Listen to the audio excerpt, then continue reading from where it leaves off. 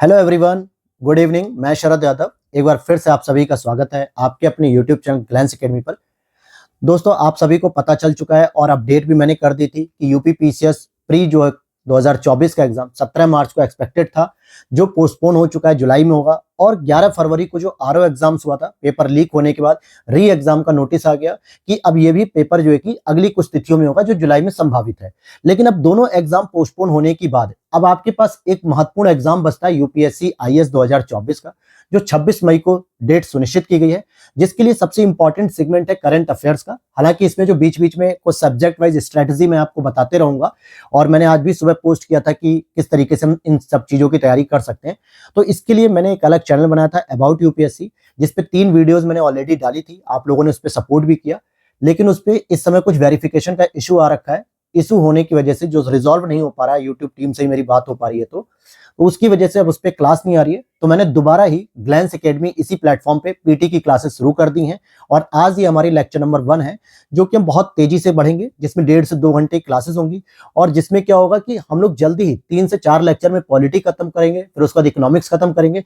इसी तरीके से आपकी जो फिर मंथली मैगजीन में पहले पढ़ाता था, आपने देखा होगा मई से अक्टूबर तक, तो फिर हम इसमें दिसंबर के बाद जो जनवरी की मंथली मैगजीन आ रही है, हम उसे भी कवर करेंगे।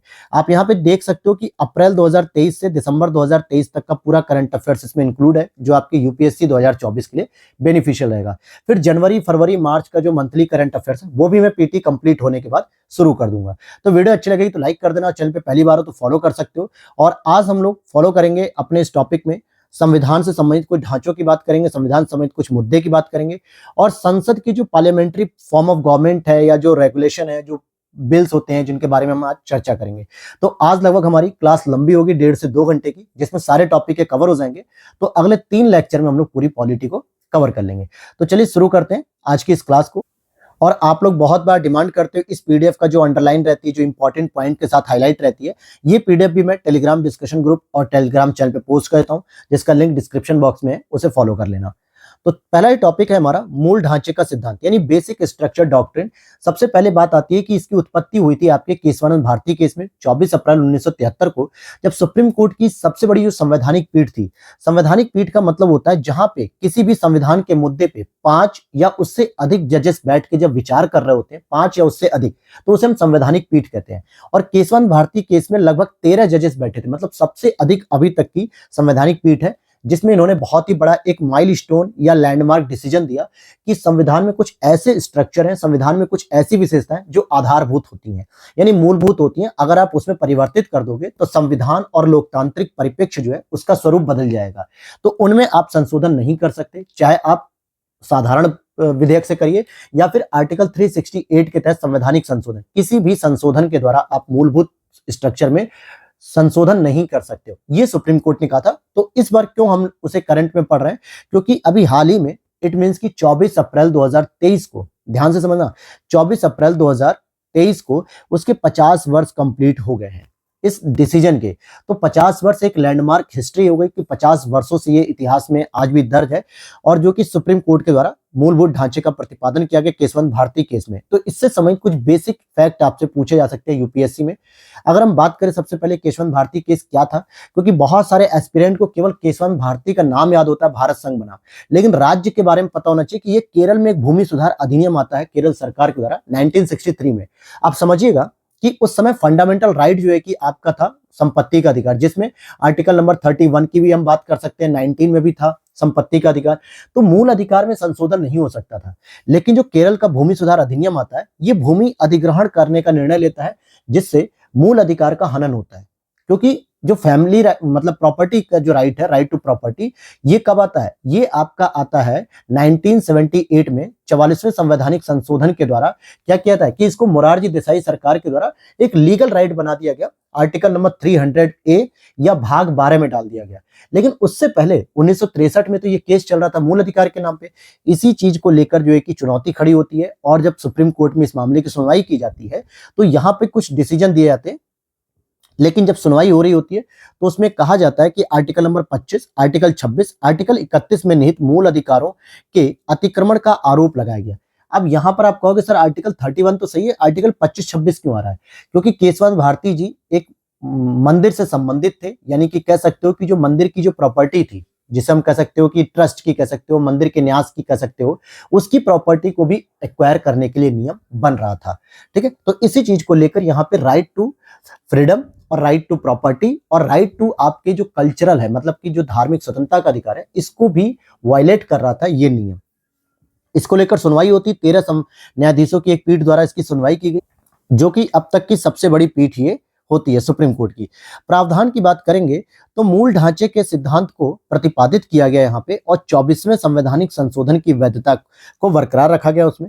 अब ध्यान देना कि 24वें जैसे यहाँ पे प्रतिपादित किया गया, सुप्रीम कोर्ट ने अपने निर्णय में 24वें संवैधानिक संशोधन की तो वैधता कर दी, और यह भी कहा कि संसद को संविधान के किसी भी भाग में प्रावधानों में संशोधन करने का अधिकार तो है, बशर्ते आपको मूल अधिकारों में संशोधन करने की भी अधिकार यहाँ पे दे दिया गया। अब समझना बात यहाँ पर कि यहाँ पर मूल अधिकारों में भी संशोधन करने को कह दिया गया, लेकिन यहाँ पे एक स्टेटमेंट जोड़ा गया कि मूलभूत विशेषताओं यानी कि मूल सिद्धांतों में परिवर्तन नहीं होना चाहिए, उनकी क्षति या उनका लोप नहीं होना चाहिए।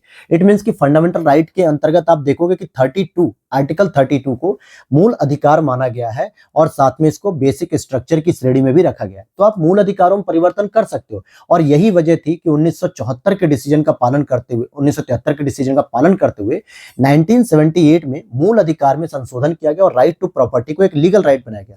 लेकिन आर्टिकल 32 में कोई डिफरेंस या कोई भी चेंजेस या छेड़खानी नहीं की गई, क्योंकि वो एक बेसिक स्ट्रक्चर में आ चुका था। अगर हम गोलकनाथवाद की करें बात, 1967 में जो आया था, इसमें कहा गया कि आर्टिकल 368 के तहत संसद की संविधान संशोधन जो शक्ति है वो असीमित नहीं है। इट मीन्स कि आप मूल अधिकारों को सीमित कर ही नहीं सकते। ये 67 में था, लेकिन 73 में ये होता है कि आप मूल अधिकारों को सीमित कर सकते हो, संशोधन कर सकते हो, बशर्ते मूल अधिकारों के साथ आपको बेसिक स्ट्रक्चर के साथ छेड़खानी नहीं करनी होगी। और एक और पॉइंट यहीं पे डिस्प्यूटेड था कि क्या जुडिशियल रिव्यू भी रहेगा, तो कोर्ट ने निर्णय दे दिया कि जुडिशियल रिव्यू की शक्ति जो है वो संविधान के मूल ढांचे का एक अभिन्न अंग है, इसलिए संसद इसको भी निरस्त नहीं कर सकती। कोई भी अगर प्रावधान बन रहा है, कोई भी अधिनियम बन रहा है, तो सर्वोच्च न्यायालय के द्वारा उसकी न्यायिक समीक्षा की जा सकती है कि कहीं ऐसा तो नहीं है कि वो संविधान के खिलाफ जा रहा हो, मूल अधिकार के खिलाफ जा रहा हो वो नियम।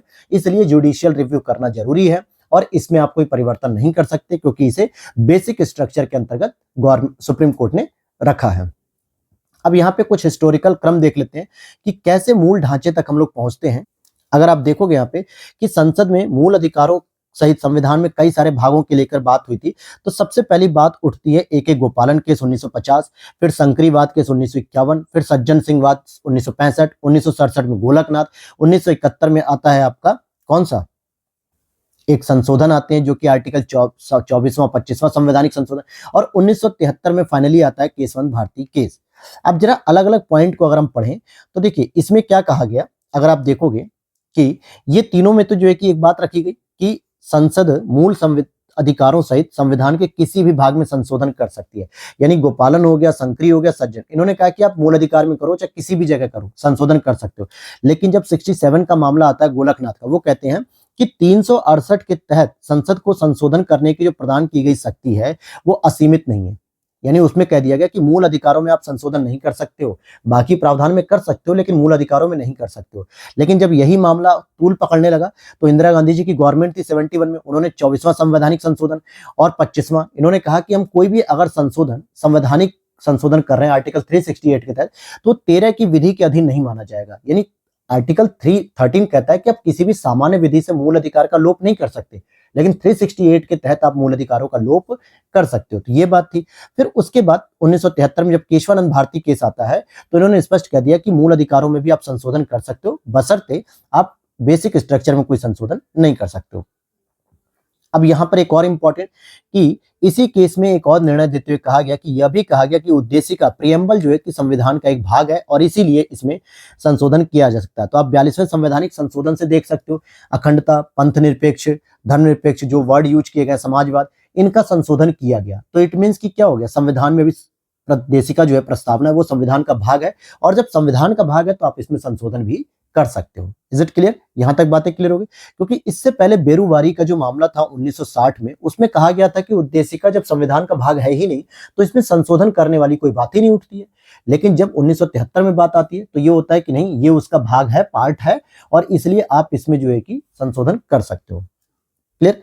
फिर आगे देखते हैं मूल ढांचे के बारे में। तो कुछ ऐसी मूलभूत विशेषताएं विद्यमान होती है जो संवैधानिक संशोधन के माध्यम से संसद द्वारा संशोधित या निरस्त नहीं की जा सकती। हालांकि एक स्टेटमेंट बनता है यूपीएससी में कि संविधान में कहीं भी मूल ढांचे पद का उल्लेख किया गया है, तो हम कहेंगे नहीं, कहीं भी नहीं किया गया, ये ध्यान देना। और आगे देख लेते हैं मूल ढांचे के सिद्धांत का महत्व। यहाँ पे संसद की शक्ति को उचित रूप से नियंत्रित कर सकती है, ये एक जीवंत दस्तावेज माना जाता है। कानून का शासन, शक्तियों का पृथक्करण जैसे मूल्यों पर बात करते हैं, और संविधान का संघीय ढांचा कमजोर न हो, इसलिए मूलभूत ढांचे का प्रोविजन रखा गया है। अब यहाँ पे ये स्टेटमेंट जरा देख लेना, क्योंकि कई बार होता है यहाँ पे क्रम वाइज पूछ लिया जाता है या स्टेटमेंट वाइज की निम्नलिखित में से कौन मूल ढांचा नहीं माना गया अभी तक सुप्रीम कोर्ट से। तो अलग अलग निर्णयों में, अलग अलग डिसीजन में सुप्रीम कोर्ट ने बहुत सारे मूल ढांचे का स्वरूप बताए। जैसे भारत की संप्रभुता भी है, नागरिकों की व्यक्तिगत स्वतंत्रता मतलब आपका हो गया आर्टिकल 21 भी हो गया, कल्याणकारी राज्य का निर्माण, संविधान की सर्वोच्चता, गणतांत्रिक लोकतांत्रिक सरकार, संविधान का पंथ निरपेक्ष संघीय स्वरूप, विधायिका, कार्यपालिका, न्यायपालिका की शक्तियों का पृथक्करण, आर्टिकल नंबर 50 हो जाएगा ये, राष्ट्र की एकता, अखंडता, न्यायिक समीक्षा का अधिकार, मौलिक अधिकारों और राज्य के डीपीएसपी के बीच एक सामंजस्य और संतुलन। तो ये स्टेटमेंट कई बार पूछा गया है कि इन दोनों के बीच सामंजस्य और संतुलन को क्या कहा गया, बेसिक स्ट्रक्चर कहा गया है, अर्थात मूलभूत ढांचा भी इनको कहा गया है। तो ये चीजें भी पूछता है कई बार, तो इसे आपको तैयार रख लेना है। इसी में एक सब टॉपिक आया हुआ था डिस्ट्रिक्ट कोर्ट के बारे में, क्योंकि इसकी स्वतंत्रता को लेकर भी प्रश्न उठ रहा था, तो सुप्रीम कोर्ट ने निर्णय दे दिया कि भाई ये भी, यानी अखिल भारतीय न्यायाधीश संघ बना भारत संघवाद मामले में सुप्रीम कोर्ट ने स्पष्ट निर्णय दिया कि जिला न्यायालयों की स्वतंत्रता भी संविधान के मूल ढांचे का हिस्सा है। यानी कि कोई केंद्र सरकार, राज्य सरकार, राज्यपाल, कोई भी व्यक्ति जिला न्यायालय से संबंधित किसी भी प्रकार की स्वतंत्रता को समाप्त नहीं कर सकता है। तो इसमें क्या होता है, high court important role play करता है, अधीक्षण की शक्ति होती है इसके बाद जिला और सत्र न्यायालय की। अब यहाँ पे जिला न्यायालय और सत्र न्यायालय का आपको लॉजिक पता होना चाहिए, कौन जिले न्यायालय में आएगा, कौन सत्र न्यायालय में आएगा। जैसे सिविल और दीवानी मामले, इसके नीचे एक अधीनस्थ न्यायालय होती है और इसमें मुंसिफ कोर्ट होती है। सिविल दीवानी मामले का मतलब होता है जैसे किसी की संपत्ति चोरी हो जाना, या उत्तराधिकार को लेके, या विवाह हो गया, तलाक हो गया, बच्चे का अधिकार हो गया, ये सभी जो मामले होते हैं ये सभी सिविल या दीवानी मामले में आते हैं। तो इसमें सबसे लोअर कोर्ट आपकी मुंसिफ कोर्ट कहलाती है। और क्रिमिनल फौजदारी में जैसे किसी की हत्या कर दी आपने, किसी के साथ बलात्कार कर दिया, किसी के साथ कोई मारपीट कर दी, ऐसे कोई जो केसेस होते हैं ये क्रिमिनल या फौजदारी में आते हैं, और ये मुख्य न्यायिक मजिस्ट्रेट की अदालत में होते हैं, और न्यायिक मजिस्ट्रेट की अदालत इसमें जो है कि सबसे नीचे मानी जाती है। तो मुंसिफ कोर्ट को कई बार पूछा गया स्टेट पीसेस में भी कि ये किससे संबंधित होती है, और यहाँ पे इन्होंने ये कह दिया सुप्रीम कोर्ट ने कि भाई जिला न्यायालय, हाई कोर्ट और सुप्रीम कोर्ट के बीच वेतन, पेंशन, अन्य सेवा शर्तों के मामले में देश भर में एक रूपता बनाए रखनी होगी। यानी जिस प्रावधान के तहत आप सुप्रीम कोर्ट को वेतन देते हो, हाई कोर्ट को देते हो, वैसे जिला न्यायालय को भी आपको देना पड़ेगा। सैलरी अलग अलग कर सकते हो लेकिन प्रावधान एक जैसे होने चाहिए। और एकीकृत न्यायपालिका का अर्थ भी ये होता है कि राज्यों के न्यायाधीशों की सेवा शर्तें अन्य राज्यों में समान पद पर नियुक्त न्यायाधीशों की सेवा शर्तों के समान होना चाहिए। इट मीन्स ऐसा नहीं होना चाहिए कि उत्तर प्रदेश के मुख्य न्यायाधीश को, जो हाई कोर्ट के मुख्य न्यायाधीश होंगे, उनको मिल रही 2 लाख रुपए सैलरी, और बिहार के जो पटना हाई कोर्ट के मुख्य न्यायाधीश है उन्हें मिल रही 1 लाख रुपए सैलरी। तो ये गलत होगा, ये एकीकृत न्यायपालिका नहीं होती। एकीकृत न्यायपालिका का मतलब किसी भी राज्य के मुख्य न्यायाधीश की आप बात करोगे तो उनकी सैलरी बराबर होनी चाहिए, ये प्रोविजन होता है आपकी एक समान न्यायाधीश की। और जिला न्यायालय मुख्यतः त्रिस्तरीय ढांचे पर आधारित होती है, तो इसको भी सुप्रीम कोर्ट ने स्पष्ट कह दिया कि भाई ये भी क्या हो गई कि जिला न्यायालय की जो जिला न्यायाधीश की जो स्वतंत्रता है ये आपके मूल ढांचे में आती है। वहीं उन्होंने ये भी स्टेटमेंट यूज किया कि जिला न्यायाधीशों की नियुक्ति, पदस्थापन, पोस्टिंग, पदोन्नति हाईकोर्ट के परामर्श से राज्य का राज्यपाल करता है। तो ये इंपॉर्टेंट पॉइंट है आपका डिस्ट्रिक्ट कोर्ट के बारे में। अब बात करेंगे आर्टिकल 370 की, बहुत डिस्प्यूटेड है और बहुत चर्चा में रह रहा है ये। तो देखिए, संविधान पीठ ने सर्वसम्मति से अनुच्छेद 370 को निरस्त करने के केंद्र सरकार के फैसले को बरकरार रखा है। 2019 में 370 के जम्मू कश्मीर के विशेष दर्जे की स्थिति को समाप्त किया गया था। मामला यह था कि जब आपने देखा होगा कि अगस्त, सितंबर, अक्टूबर के आसपास 2019 में सुप्रीम मतलब केंद्र सरकार के द्वारा एक अधिनियम लाके राष्ट्रपति आदेश के द्वारा जम्मू कश्मीर का विशेष दर्जा जो है समाप्त कर दिया। आर्टिकल 370 समाप्त किया, आर्टिकल 335A समाप्त कर दिया, 35 से ये सब समाप्त जब किए गए तो कुछ एक्टिविस्ट ने इसके खिलाफ क्लेम डाला सुप्रीम कोर्ट में कि ये सरकार ने अपनी मनमानी तरीके से किया, 370 को समाप्त कर दिया गया है, ये जो है कि गलत तरीके से किया गया, राष्ट्रपति की शक्तियों का दुरुपयोग किया गया, ऐसा क्लेम किया गया, ऐसा जो है कि सुप्रीम कोर्ट में मामला गया। तो अभी हाल ही में अभी हम बताएंगे नीचे आपको, तो अक्टूबर या नवंबर में जो है कि इस पर डिसीजन आता है संविधान पीठ का कि जो भी 370 को निरस्त करने का जो केंद्र सरकार का फैसला था ये सही था, बरकरार रखा गया। मामला क्या है, अभी हम देखेंगे 5 अगस्त 2019 को राष्ट्रपति ने संविधान जम्मू कश्मीर पर लागू आदेश 2019 को जारी किया, जिसके तहत जम्मू कश्मीर और को राज्यों के दर्जे को समाप्त करके 2 यूनियन टेरिटरीज बना दी गई, जम्मू कश्मीर और लद्दाख। और इसकी संवैधानिकता को सुप्रीम कोर्ट में फिर चुनौती दे दी गई थी संघ की इस कार्यवाही को कि यह गलत तरीके से किया गया। तो संघ ने भी जो गलत किया या नहीं किया इसकी जांच जब सुप्रीम कोर्ट ने की तो उन्होंने कहा कि 2019 की जो जारी की गई थी राष्ट्रपति की उद्घोषणा वो बरकरार है, वो बिल्कुल सही है। 1947 में जम्मू कश्मीर के भारत में विलय होने के बाद उसकी स्वयं की कोई संप्रभुता नहीं रहेगी।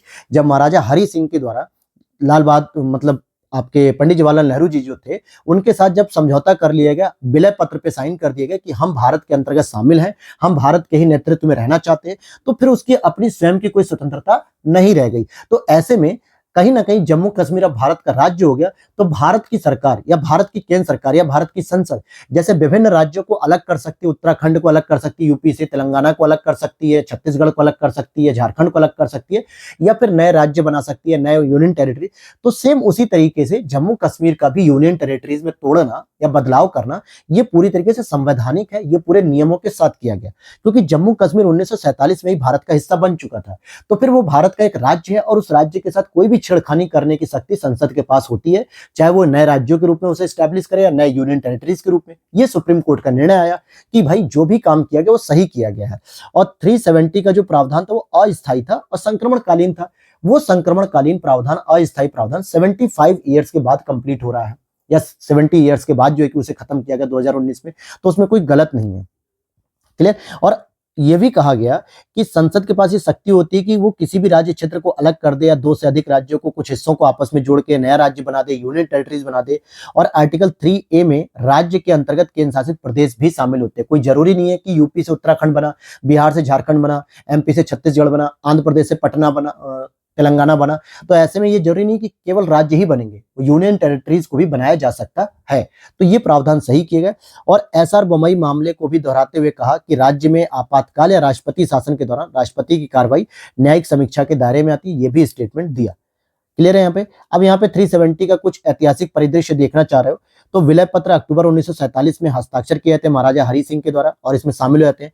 जम्मू कश्मीर के लिए फिर अस्थायी प्रावधान बनता है 26 जनवरी 1950 को, जब भारत का संविधान लागू हुआ तो 370 के अंतर्गत भाग 21 जोड़ा गया और अस्थायी संक्रमणकालीन विशेष बंद किए गए। 370 में रक्षा, विदेश मामले, वित्त और संचार को छोड़ के सभी कानूनों को लागू करने के लिए संसद को राज्य सरकार की सहमति की आवश्यकता होगी। वहीं 35A जो था वो कहता था कि आर्टिकल 370 से उत्पन्न हुआ है कि जम्मू कश्मीर के स्थायी निवासियों तथा उनके विशेष अधिकारों और इनसे मिलने वाली सुविधाओं का प्रावधान था। लेकिन अब जो है कि 35A समाप्त हो चुका है, तो अब भारत का कोई भी नागरिक कहीं भी जाके कहीं रह सकता है। अब उसको कोई विशेष स्थायी निवास का दर्जा नहीं चाहिए जम्मू कश्मीर से। Is it clear. और आर्टिकल 3 का प्रोविजन आपको पता होना चाहिए कि नए राज्यों का निर्माण कर सकती है संसद, किसी भी राज्य के राज्य क्षेत्रों, सीमाओं, नाम में परिवर्तन कर सकती है, राष्ट्रपति की सिफारिश पे ये पेश होता है और किसी भी सदन में ये पेश हो सकता है।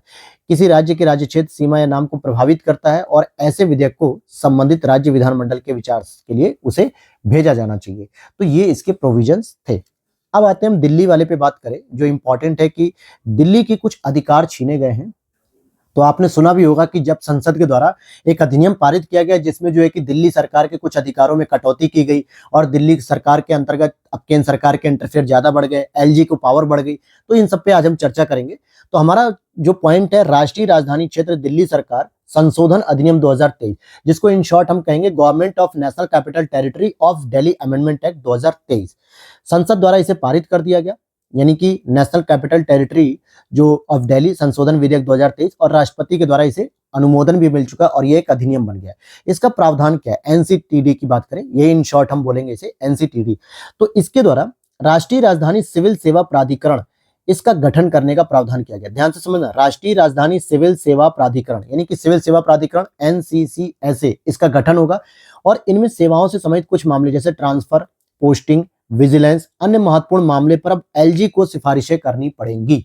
यानी कि आप बिना एलजी की सहमति से ऐसे प्रावधान में चेंजेस नहीं कर सकते। मान लीजिए अब किसी अधिकारी का आपको ट्रांसफर करना है या किसी अधिकारी की पोस्टिंग करनी है या किसी भी अधिकारी को जो है कि एक जगह से दूसरी जगह पे कोई और भी काम करना है, कोई मामले देने हैं, तो इसमें मुख्यमंत्री या दिल्ली की सरकार अकेले निर्णय नहीं ले सकती। अब इसमें एलजी की सिफारिशें भी इंक्लूड कर दी गई हैं। क्या कर दी गई, इंक्लूड कर दी गई। तो इससे पहले हम बात कर लेते हैं कि इसकी संरचना में कौन रहेगा। तो देखिए अध्यक्ष तो बनाया गया दिल्ली के मुख्यमंत्री को, इसमें सदस्य सचिव जो रहेंगे वो प्रधान गृह सचिव रहेगा और जो सदस्य होंगे वो मुख्य सचिव होगा। इंपॉर्टेंट बात यह कि इन दोनों की नियुक्ति केंद्र सरकार करेगी, ठीक है। तो प्रधान गृह सचिव की नियुक्ति और मुख्य सचिव की नियुक्ति कौन कर रहा है, केंद्र सरकार करेगी। अब जहां पे केंद्र सरकार के लोग इंटरफेयर करेंगे तो वहां पे हो सकता है कि अध्यक्ष महोदय अकेले पड़ जाए, क्योंकि वर्तमान में केजरीवाल सरकार की सरकार है और आपने भी कई बार टीवी चैनलों पे देखा होगा कि केजरीवाल जी की और बीजेपी की आपस में नहीं पटती है, आपस में एक दूसरे के साथ बनती नहीं है। तो ऐसे में क्या किया जा रहा है कि कहीं ना कहीं एलजी की पावर का यूज करके केंद्र सरकार के द्वारा दिल्ली की सरकार को कमजोर करने का प्रयास किया जा रहा है। तो इसमें आप देखोगे कि एलजी की शक्तियों में कि अपने विवेक से जो है कि मुख्य रूप से ये काम कर सकते हैं विवेक से, और एलजी को कोई न्यायिक या अर्धन्यायिक कार्य करने की आवश्यकता हो सकती है, ऐसे भी मामले हो सकते हैं। लेकिन यहाँ पे एलजी को प्रमुखता दी जा रही है यह कानून के द्वारा कि एलजी का विवेकाधिकार का विस्तार किया जा रहा है कि एनसीएसएसए की सिफारिशों को स्वीकार करना या उन पर पुनर्विचार करने के लिए वापस भेज देना, ये चीजें जो है कि एलजी के ऊपर डिपेंड करेगा कि हम या तो सिफारिश को भेज सकते हैं, सिफारिश स्वीकार कर सकते हैं या फिर पुनर्विचार के लिए भेज सकते हैं। अगर उसके बावजूद भी अगर कोई मतभेद होता है, ठीक है, एलजी को लेकर या फिर जो है कि एनसीसीएसए जो गठन किया जा रहा है प्राधिकरण का, अगर इन दोनों के बीच में मतभेद होता है, दिल्ली के मुख्यमंत्री की अध्यक्षता में ये जो गठित हो रहा है गृह सचिव और प्रधान गृह सचिव के साथ, मुख्य सचिव के साथ, तो ऐसे में ये जो भी अगर प्रावधान पे कोई डिस्प्यूट हो रहा है और एलजी कह रहा है कि नहीं मैं नहीं मानूंगा, तो अंततः जो है कि निर्णय एलजी का ही होगा, अंततः निर्णय जो है कि एलजी का ही बाध्यकारी माना जाएगा। अब यहाँ पे क्या है, मंत्रियों द्वारा मामलों का निपटान, जैसे मंत्रियों को मुख्यमंत्री और मुख्य सचिव के माध्यम से उन मामलों को एलजी की राय के लिए समक्ष प्रस्तुत करना होगा, जैसे दिल्ली में शांति व्यवस्था, दिल्ली सरकार, केंद्र सरकार, सुप्रीम कोर्ट, राज्य सरकार के बीच संबंध, विधानसभा सत्र को बुलाना, सत्रावसान विघटन करना, ऐसे मामले जिन पर एलजी को अपने विवेकाधिकार से आदेश दे रहे हैं, तो इन सभी मामलों पर अब जो है कि एलजी से राय लेने के लिए प्रस्तुत किया जाएगा।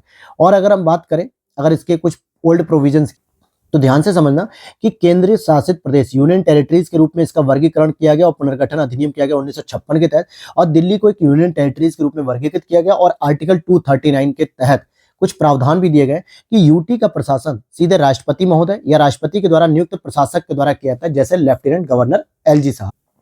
हालांकि अगर हम बात करें तो यहाँ पे विशेष दर्जे की अगर हम बात करें तो एस बालकृष्णन समिति की सिफारिशों के बाद 69वें संवैधानिक संशोधन जो कि कब हुआ, 1991 में हुआ, और इसे एनसीआर का दर्जा दिया गया। 69वें संवैधानिक संशोधन के द्वारा 1991 में एनसीआर का दर्जा दिया गया, नेशनल कैपिटल रीजन, और साथ में यहाँ पे एक आपको विधानसभा भी दे दी गई, एक विधानसभा भी दे दी गई। और 70वें संवैधानिक संशोधन 1992 के द्वारा कहा गया कि अब ये विधानसभा प्रेसिडेंट के इलेक्शन में भी इंक्लूड हो सकती है, प्रेसिडेंट के इलेक्शन में भी ये शामिल हो सकती है, यही प्रावधान था।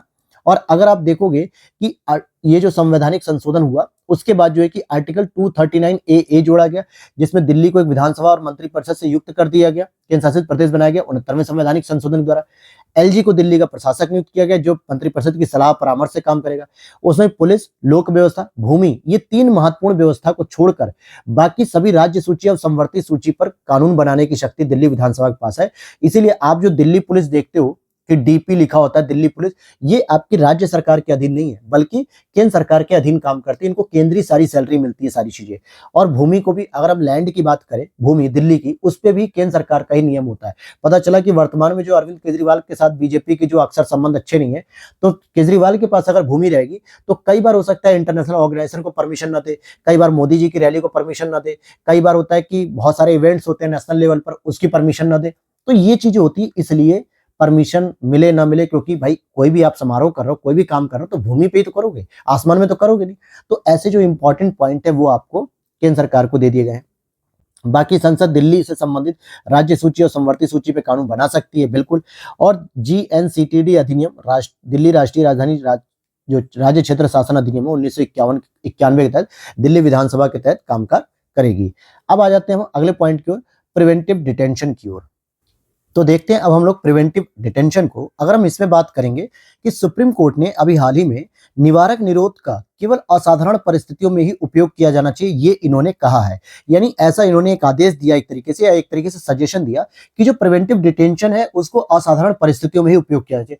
पहले आपको इसके बैकग्राउंड के बारे में बताया कि प्रिवेंटिव डिटेंशन क्या होता है। निवारक निरोध जो होता है आर्टिकल नंबर 22 के अंतर्गत आता है। एक होता है आपको गिरफ्तारी से जो निरोध मिलता है, इट मीन्स कि आपको संरक्षण दिया जाता है। लेकिन जो प्रिवेंटिव डिटेंशन के मामले में अगर किसी व्यक्ति को गिरफ्तार किया जा रहा है तो उसे बिना किसी परमिशन के 3 महीने तक आप नजरबंद रख सकते हो, और उसे क्राइम करने से पहले ही संदेह के आधार पर ही उठाया जा सकता है, गिरफ्तार किया जा सकता है। तो इसमें क्या होता है, कई बार राजनीतिक दल या कई बार सरकारें जो है कि अपना राजनीतिक हित भुनाने के लिए भी इस कानून का प्रयोग कर लेती हैं, पुलिस को ऑर्डर दे कि भाई इस व्यक्ति को गिरफ्तार कर लो, क्योंकि आगे आने वाले समय में हमारे खिलाफ या राजनीतिक दलों के खिलाफ या सरकारों के खिलाफ कुछ उल्टा सीधा बयान देगा, जिससे वोट में परिवर्तन हो जाएगा, सरकारों में तख्तापलट होने की भी स्थिति आ सकती है।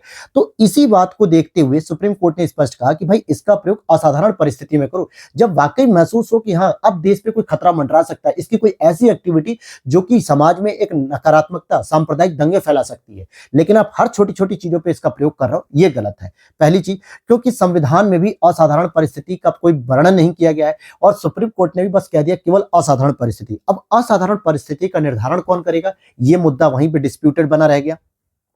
आगे देखते हैं कि अपराध करने से पहले ही व्यक्ति को हिरासत में लेना जो कानून और व्यवस्था के समक्ष खतरा उत्पन्न कर सकता है। ऐसा व्यक्ति अभी तक कोई अपराध नहीं किया होता है, लेकिन फिर भी अधिकारियों को लगता है कि वह ऐसा कर सकता है, इसलिए भविष्य में किसी अपराध को अंजाम देने से रोकने के लिए ही गिरफ्तार किया जाता है, डिटेन किया जाता है। इसी को हम प्रिवेंटिव डिटेन कहते हैं और इस पे बिना किसी मुकदमा चलाए हुए ही इसे हिरासत में रखा जा सकता है, वो भी कितने महीने तक, 3 महीने तक। अगर 3 महीने से अधिक भी इसे हिरासत में रखना है तो उसके लिए कमेटी बनेगी, पैनल बनेगा जो सजेशन देगा कि हाँ ये एक ऐसा क्राइम करने वाला था, हीनियस क्राइम, जिसकी वजह से इसे 3 महीने तक और नजरबंद किया जा सकता है। अब इसी से संबंधित कुछ आर्टिकल की बात करें तो आर्टिकल 22 और 1 और 22(2) यानी 22 का 1 और 22 का 2, इसमें हिरासत और गिरफ्तारी के समक्ष सुरक्षा प्रदान की गई। यानी साधारण हिरासत से तो ये सुरक्षा देगा जो साधारण गिरफ्तारी होती है, परंतु जो प्रिवेंटिव डिटेंशन कानून है आर्टिकल नंबर 22(3) के तहत अगर किसी व्यक्ति को गिरफ्तार किया गया तो उस पर ये लागू नहीं होते हैं। मतलब आप 22(1) और 22(2) के तहत कह सकते हो भाई कि मुझे गिरफ्तारी और हिरासत से सुरक्षा चाहिए, कि मुझे जबरदस्ती और गलत तरीके से गिरफ्तार किया है, मुझे अपने वकील से बात करनी होगी, मुझे 24 घंटे के अंदर मजिस्ट्रेट के सामने प्रस्तुत करो, मुझे गिरफ्तारी जानने का कारण भी बताओ, मुझे अपील करने का अधिकार है, सारे कुछ है। लेकिन 22(3) के तहत अगर प्रिवेंटिव डिटेंशन के माध्यम से किसी को गिरफ्तार किया गया तो उसे तीनों अधिकार नहीं, न तो किसी से मिल सकता, न उसे वकील से बात करने को मिलेगा, न उसे मजिस्ट्रेट के सामने प्रस्तुत किया जाएगा, उसे कोई भी कुछ भी नहीं, कोई एफआईआर नहीं, कोई केस नहीं, बस सीधे गिरफ्तार कर लिया जाएगा। ये 22(3) के तहत कौन से ऐसे मामले हो सकते हैं, जैसे भारत की रक्षा, विदेशी मामले, सुरक्षा से जुड़े मामलों पर प्रिवेंटिव डिटेंशन संबंधी कानून बनाने का अनन्य अधिकार संसद को प्राप्त है, कि जो भारत यानी कि संघ के आधार पर खतरा अगर पैदा करा। लेकिन अगर कुछ ऐसे मामले जो राज्य की सुरक्षा यानी स्टेट की लॉ एंड ऑर्डर को मेंटेन, आपूर्ति श्रृंखला यानी कि सप्लाई एंड चेन, जो इसको भी अगर डिस्प्यूट करता है, इसको भी बर्बाद करता है, इसको भी कुछ खतरे में डाल सकता है, तो ऐसी स्थिति में संसद के साथ साथ राज्य विधानमंडल भी कानून बना सकता है। तो प्रश्न बनेगा यूपीएससी का कि प्रिवेंटिव डिटेंशन पर कानून बनाने का अधिकार केवल और केवल क्या संसद को है, तो हम कहेंगे नहीं, संसद के साथ राज्य को भी कानून बनाने का अधिकार है, अगर राज्य से समक्ष संबंधित कोई खतरा पैदा इसमें हो रहा है तो। अब यहाँ पे प्रिवेंटिव डिटेंशन के प्रावधान की बात करें तो जैसे दंड प्रक्रिया संहिता हो गई, नार्कोटिक ड्रग एवं साइकोट्रोपिक सब्सटेंस हो गया, और गैर कानूनी गतिविधियां रोकथाम अधिनियम, ये सभी चीजें इंक्लूड है इसमें। यहाँ पे हम कुछ आर्टिकल की बात करेंगे, जैसे आर्टिकल नंबर 22(1) क्या कहता है, कारणों को जानकारी के बारे में बात करता है कि अगर आप गिरफ्तार हो रहे हो तो उसके कारण आप जान सकते हो। 22(2) में है कि 24 घंटे के अंदर उसे मजिस्ट्रेट के भीतर प्रस्तुत करो, समक्ष प्रस्तुत करो। और 22(3) में कहता है कि प्रिवेंटिव डिटेंशन के तहत अगर किसी को गिरफ्तार किया गया तो न तो उसे 22(1) मिलेगा यानी कि कारण भी नहीं जान सकता, ना ही तो उसे 22(2) का प्रावधान मिलेगा कि वो मजिस्ट्रेट के सामने भी उसे प्रस्तुत नहीं किया जाएगा। 22(4) में कहा जा रहा है कि किसी व्यक्ति को अगर 3 महीने से अधिक की अवधि के लिए डिटेन नहीं किया जा सकता। अगर आपको करना है 3 महीने से अधिक की अवधि के लिए तो 22(7) में कहा जा रहा है कि इसके लिए संसद कानून बना सकती है, और अधिकतम अवधि कितनी तय होगी ये संसद ही तय करेगी, और इसमें व्यक्तियों के वर्ग, ऐसे मामले जिन पर कानून लागू हो सकते हैं, ये सब चीज। तो यहाँ पर आपने ये देखा कि 22(1) और 2 के तहत आपको हिरासत से छूट मिल सकती है, लेकिन 22(3) में अगर आप डिटेन किए गए हो प्रिवेंटिव के अंतर्गत तो आपको 3 महीने तक रखा जा सकता है, कानून बनाए भी डिटेन किया जा सकता है, और 3 महीने से अगर अधिक के लिए चाहिए तो 22(7) का प्रावधान हमें करना पड़ेगा। क्लियर है ये बात। अब चलते हैं पर्सनैलिटी राइट की ओर चलते हैं। तो यहाँ पर पर्सनैलिटी जो राइट है यानी किसी व्यक्ति के व्यक्तित्व का अधिकार, यानी जैसे हम कह सकते हैं कोई सेलिब्रिटी है, अगर हम उसके प्रयोग करें तो ये जो है कि इन अधिकारों के समक्ष जो खतरा पैदा हो रहा है, चुनौती पैदा हो रही है, इसको बचाने के लिए बात की जा रही है दिल्ली हाई कोर्ट ने भी। जैसे अगर आपने देखा होगा कि डीप एआई का प्रयोग करके यानी आर्टिफिशियल इंटेलिजेंस का प्रयोग करके एक वीडियो वायरल हुई थी रश्मिका मंदाना जी की, ठीक है। उसमें जो है कि असल में वो रश्मिका मंदाना थी भी नहीं, वो कोई और लड़की रही होगी, लेकिन उसका फेस थोड़ा-सा रश्मिका मंदाना की तरह मैच करता है, तो उसमें जो है कि पूरा एआई का प्रयोग करके रश्मिका मंदाना जी को ट्रोल करने का प्रयास किया गया। ऐसे ही कुछ दिनों पहले आपने सुना होगा नरेंद्र मोदी जी के द्वारा कोई एक गाना गाया गया, लेकिन असल में वो कोई गाना उन्होंने गाया ही नहीं था, बल्कि वो एआई के प्रयोग से मोदी जी की आवाज़ का प्रयोग किया गया। तो ऐसे बहुत सारे एडवर्टाइज़मेंट आप देखते हो, जैसे कि ऑटो के पीछे देख सकते हो, किसी फ्रूट्स की दुकान पे देख सकते हो, जो जूस की दुकानें होती है, गन्ने की जूस की दुकान या किसी प्रकार की जूसों की दुकान, तो वहाँ बड़ी-बड़ी सेलिब्रिटी की फोटो लग जाती है, वो जूस पी रहे हैं। ऐसा नहीं कि इसका मतलब वो वहाँ आके जूस पी रहे थे, ऐसा कुछ नहीं है। लेकिन ये कहीं न कहीं पर्सनैलिटी राइट के खिलाफ है। आप किसी के व्यक्तित्व की गरिमा के साथ खेल रहे हो, उनके अधिकारों का हनन कर रहे हो। तो इसी चीज़ मुद्दे को लेकर दिल्ली हाई कोर्ट ने कहा कि बॉलीवुड के एक प्रसिद्ध अभिनेता के व्यक्तित्व के अधिकारों को किसी तीसरे पक्ष के द्वारा दुरुपयोग किए जाने से संरक्षण दिया जाना चाहिए। अब जैसे मान लीजिए कि मैं यहाँ पर कह दूं कि भाई ग्लैंस एकेडमी से जो है कि अमिताभ बच्चन जी जुड़े हुए हैं, फॉर एग्जाम्पल, या विराट कोहली जुड़े हुए हैं, या एम एस धोनी जुड़े हुए हैं। असल में उन्होंने ऐसा कोई भी कॉन्टैक्ट नहीं किया हम लोगों के साथ, लेकिन मैं क्या कर रहा हूँ, अपनी ब्रांडिंग करने के लिए इन लोगों का प्रयोग कर रहा हूँ, उनके अधिकारों की। ठीक है, जबरदस्ती मैंने फोटो को एडिट करके लगा दिया, एआई का प्रयोग करके, किसी भी तरीके से प्रयोग करके, तो ये गलत है। मैं तीसरा पक्ष हूं और मेरे द्वारा इन लोगों के अधिकारों को हनन किया जा रहा है, जो कि मेरे ऊपर दंडनीय अपराध हो सकता है। तो ये गलत है। तो ऐसे किसी भी तरीके के लोगों के द्वारा अगर कोई भी पर्सनैलिटी राइट दुरुपयोग किया जा रहा है किसी सेलिब्रिटी का, तो ये गलत है।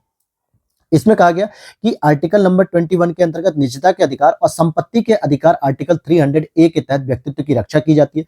जैसे इसमें नाम हो गया, आवाज, हस्ताक्षर, छवि, जनता द्वारा आसानी से पहचानी जाने वाली किसी अन्य विशेषता का अगर दुरुपयोग हो रहा है तो। अब मैं लिख दूं कि हाँ भाई, मेरे पास महेंद्र सिंह धोनी जी के साइन है, नरेंद्र मोदी जी के साइन है, कोई एक सर्टिफिकेट बन गया ग्लैंस एकेडमी का, नीचे नरेंद्र मोदी जी के साइन करवा दिए कि भाई प्राइम मिनिस्टर जी ने मुझे साइन करके ऑथराइज किया है ग्लैंस एकेडमी को, तो ये गलत है। मैं उनकी साइन का जो है कि दुरुपयोग कर रहा हूँ, या किसी की आवाज का, तो आपने देखा नरेंद्र मोदी जी की आवाज का प्रयोग किया गया, रश्मिका मंदाना जी की वीडियो को ट्रोल किया गया, तो ये सभी चीजें पर्सनैलिटी राइट में आता है और इसका दुरुपयोग करना गलत माना जाएगा।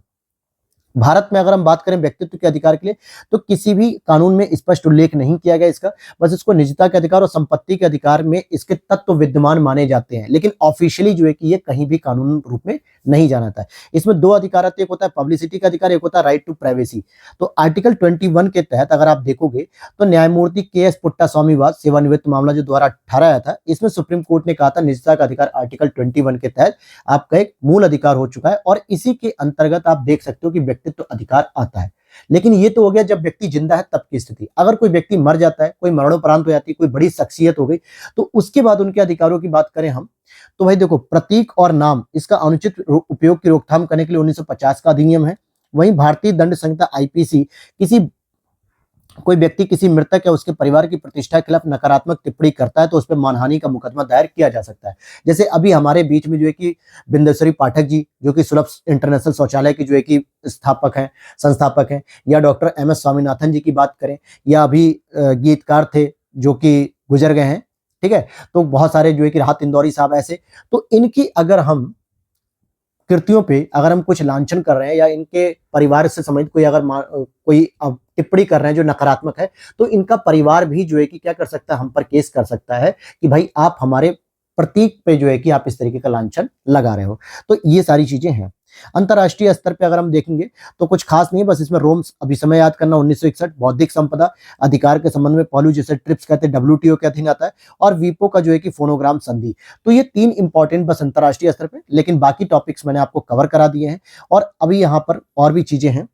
अब इससे संबंधित आपको दो केस याद रख लेने, बस 2019 का लेटेस्ट है कि दीपा जयकुमार बनाम एएल विजयवाद 2019, जिसमें कहा गया कि मरणोपरांत सारे अधिकार समाप्त हो जाते हैं। इस निर्णय में ये कहा गया कि अगर कोई व्यक्ति समाप्त हो जाता है, यानी कि गुजर जाता है, तो ये जरूरी नहीं है कि उसके अधिकार जो है कि उत्तराधिकारियों को विरासत के रूप में मिल जाए। ऐसा नहीं है, विरासत के रूप में नहीं मिलेगा, और ये डिसीजन मद्रास हाईकोर्ट ने दिया।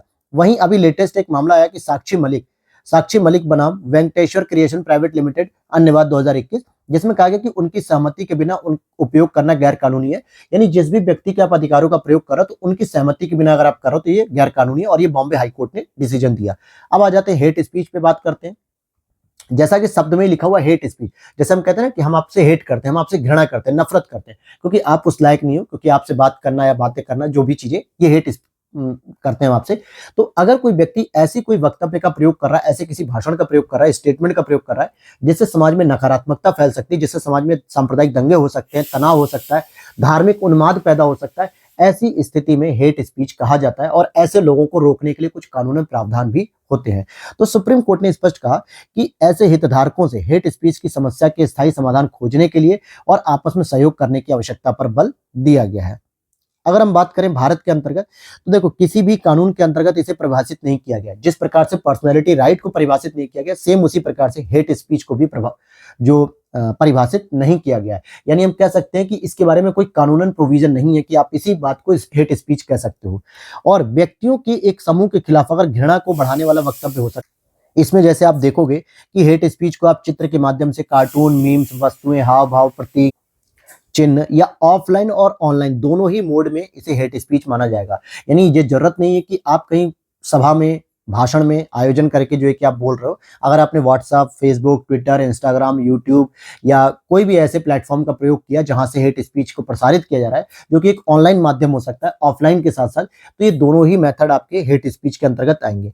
भारत में अगर हम हेट स्पीच को कंट्रोल करने के लिए बात करें तो देखिए, बोलने की आजादी आर्टिकल नंबर 19 में आती है, वाक और व्यक्ति की स्वतंत्रता। लेकिन अगर कोई भी ऐसी बोलने की आजादी आपकी लोक व्यवस्था को डिस्टर्ब कर रही है, सदाचार या नैतिकता के खिलाफ जा रही है, तो उस पर युक्त निर्बंधन लगाए जा सकते हैं आर्टिकल नंबर 19(2) के तहत। इसीलिए हम कहते हैं कि यूएस के फंडामेंटल राइट की अपेक्षा भारत का फंडामेंटल राइट सीमित है, क्योंकि यूएस में जो है कि निरपेक्ष है, किसी भी प्रकार के प्रतिबंध नहीं है, लेकिन भारत में सापेक्षिक है, परिस्थितियों के अनुसार उस पर जो है कि प्रतिबंध भी लगाया जा सकता है। आईपीसी को यहाँ पे चेंज करने की बात करेंगे, जैसे अगर आप यहाँ देखोगे कि धारा 196(1) में कहा गया कि धर्म, नस्ल, जन्म स्थान, निवास, भाषा आदि के आधार पर विविध समूहों के बीच शत्रुता को बढ़ावा देने पे दंडित करेंगे। तो इस आधार पे आप देख सकते हो।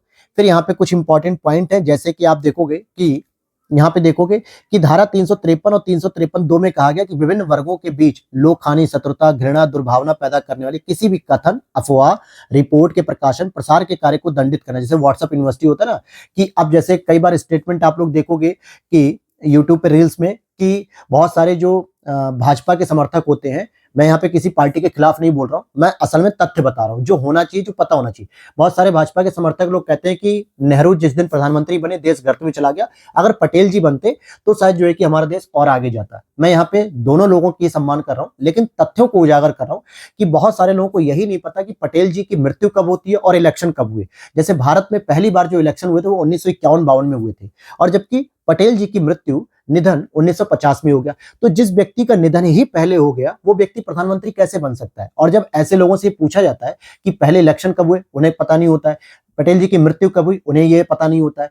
तो किसी भी व्यक्ति को बिना किसी जानकारी के आप कुछ भी कह रहे हो, तो कम से कम ये पहले सोचो कि आपने ज्ञान कहां से लिया। व्हाट्सएप यूनिवर्सिटी आपको फेक न्यूज देती है, आप पहले किताबों में पढ़िए, किसी भी इतिहासकार की किताब उठा के पढ़िए, उसमें स्पष्ट लिखा है कि पहला इलेक्शन जो है कि लोकसभा का 1951-52 में होता है, पहली लोकसभा भी गठित 1952 में होती है राज्यसभा के साथ, और पटेल जी की मृत्यु 1950 में ही हो गई। तो जिस व्यक्ति की मृत्यु पहले ही हो गई तो वो प्रधानमंत्री कैसे बनेगा? तो ये जो फेक न्यूज होती है ना, ये हेट स्पीच होती है। तो इन सब चीजों को कंट्रोल करने की बात होती है। और वहीं पे अगर हम बात करें कि लोक प्रतिनिधित्व अधिनियम कहता है कि धारा 8 के तहत कि चुनाव लड़ने से अयोग्य घोषित किया सकता है अगर वो व्यक्ति वाक और व्यक्ति स्वतंत्रता का गलत उपयोग कर रहा है तो। क्लियर यहाँ पे। और यहाँ पे कुछ हेट स्पीच से संबंधित कुछ न्यायिक निर्णय देख सकते हो, जैसे प्रवासी भलाई संगठन बनाम भारत संघवाद 2014 हो गया, श्रेया सिंघल बनाम भारत संघवाद 2015 हो गया, जिसमें प्रतिबंध केवल तभी लगाया जा सकता है जब हिंसा सार्वजनिक अव्यवस्था कारण बनती है। और अमीश देवगन बनाम भारत संघवाद 2020, ये लेटेस्ट केस है। इसमें फ्री स्पीच और हेट स्पीच के बीच अंतर करना महत्वपूर्ण बताया गया सुप्रीम कोर्ट के द्वारा कि फ्री स्पीच क्या होता है, वाक और व्यक्ति की स्वतंत्रता आर्टिकल 19 कहती है कि आप कुछ भी बोल सकते हो, लेकिन हेट स्पीच नहीं बोल सकते। हेट स्पीच अगर आप करोगे तो कहीं ना कहीं आर्टिकल 19(2) के तहत आपकी स्वतंत्रता पे प्रतिबंध लगा दिया जाएगा। तो दोनों में डिफरेंस क्लियर होना चाहिए कि आप किसी के प्रति क्या बोल रहे हो और किसी के नाम पर आप क्या बोल रहे हो। तो फ्री और हेट में दोनों में अंतर होना चाहिए। अब यहाँ पर ये उपासना स्थल अधिनियम मुझे कुछ खास इंपॉर्टेंट नहीं लगा, आप लोग पढ़ना चाहे तो पढ़ ले सकते हैं, लेकिन यूपीएससी या पीसीएस के लेवल पे ये कोई प्रश्न नहीं बनेगा। हाँ, यहाँ पे कुछ इंपॉर्टेंट सुर्खियां हैं जिसे हम बात करेंगे। जैसे आप देखोगे संविधान की 8वीं अनुसूची क्यों चर्चा में है, तो भाई देखिए अभी ओडिशा के मंत्रिमंडल के द्वारा यानी ओडिशा सरकार के द्वारा 8वीं अनुसूची में कोई भाषा को शामिल करने के लिए प्रस्ताव को मंजूरी दी गई है ताकि केंद्र सरकार अब इस पर विचार करे। क्योंकि ओडिशा सरकार ने तो कह दिया कोई भाषा जो है उसे 8वीं अनुसूची के तहत जो 22 भाषा है उसमें एक भाषा और जोड़नी चाहिए। वहां से मंत्रिमंडल ने प्रस्ताव को मंजूरी दे दी। अब केंद्र सरकार के पास पेंडिंग है कि वो कब तक इस पर डिसीजन देते हैं। हालांकि 8वीं अनुसूची के तहत 22 भाषाएं शामिल है, मूल संविधान जब निर्मित हुआ तो 14 भाषाएं थी। पहली भाषा 1967 में सिंधी जोड़ी गई। फिर उसके बाद 71वें संवैधानिक संशोधन 1992 में कोंकणी मणिपुरी नेपाली जोड़ी गई और 2003 में 92वें संविधान संशोधन के द्वारा संथाली, डोगरी और मैथिली भाषा और बोडो जोड़ी गई थी। ये बस छोटी छोटी सुर्खियां हैं। संविधान की नवी अनुसूची की बात करेंगे तो प्रथम संवैधानिक संशोधन 1951 में हुआ था और ये जवाहरलाल नेहरू जी की गवर्नमेंट में हुआ था। यही आपका प्रश्न 2019 में या 2020 में जो है कि प्रीलिम्स में पूछा गया था यूपीएससी के द्वारा कि पहला संवैधानिक संशोधन किस प्रधानमंत्री के कार्यकाल में हुआ था। बहुत सारे लोग गलत करके आ गए, इंदिरा गांधी लगा के आए थे।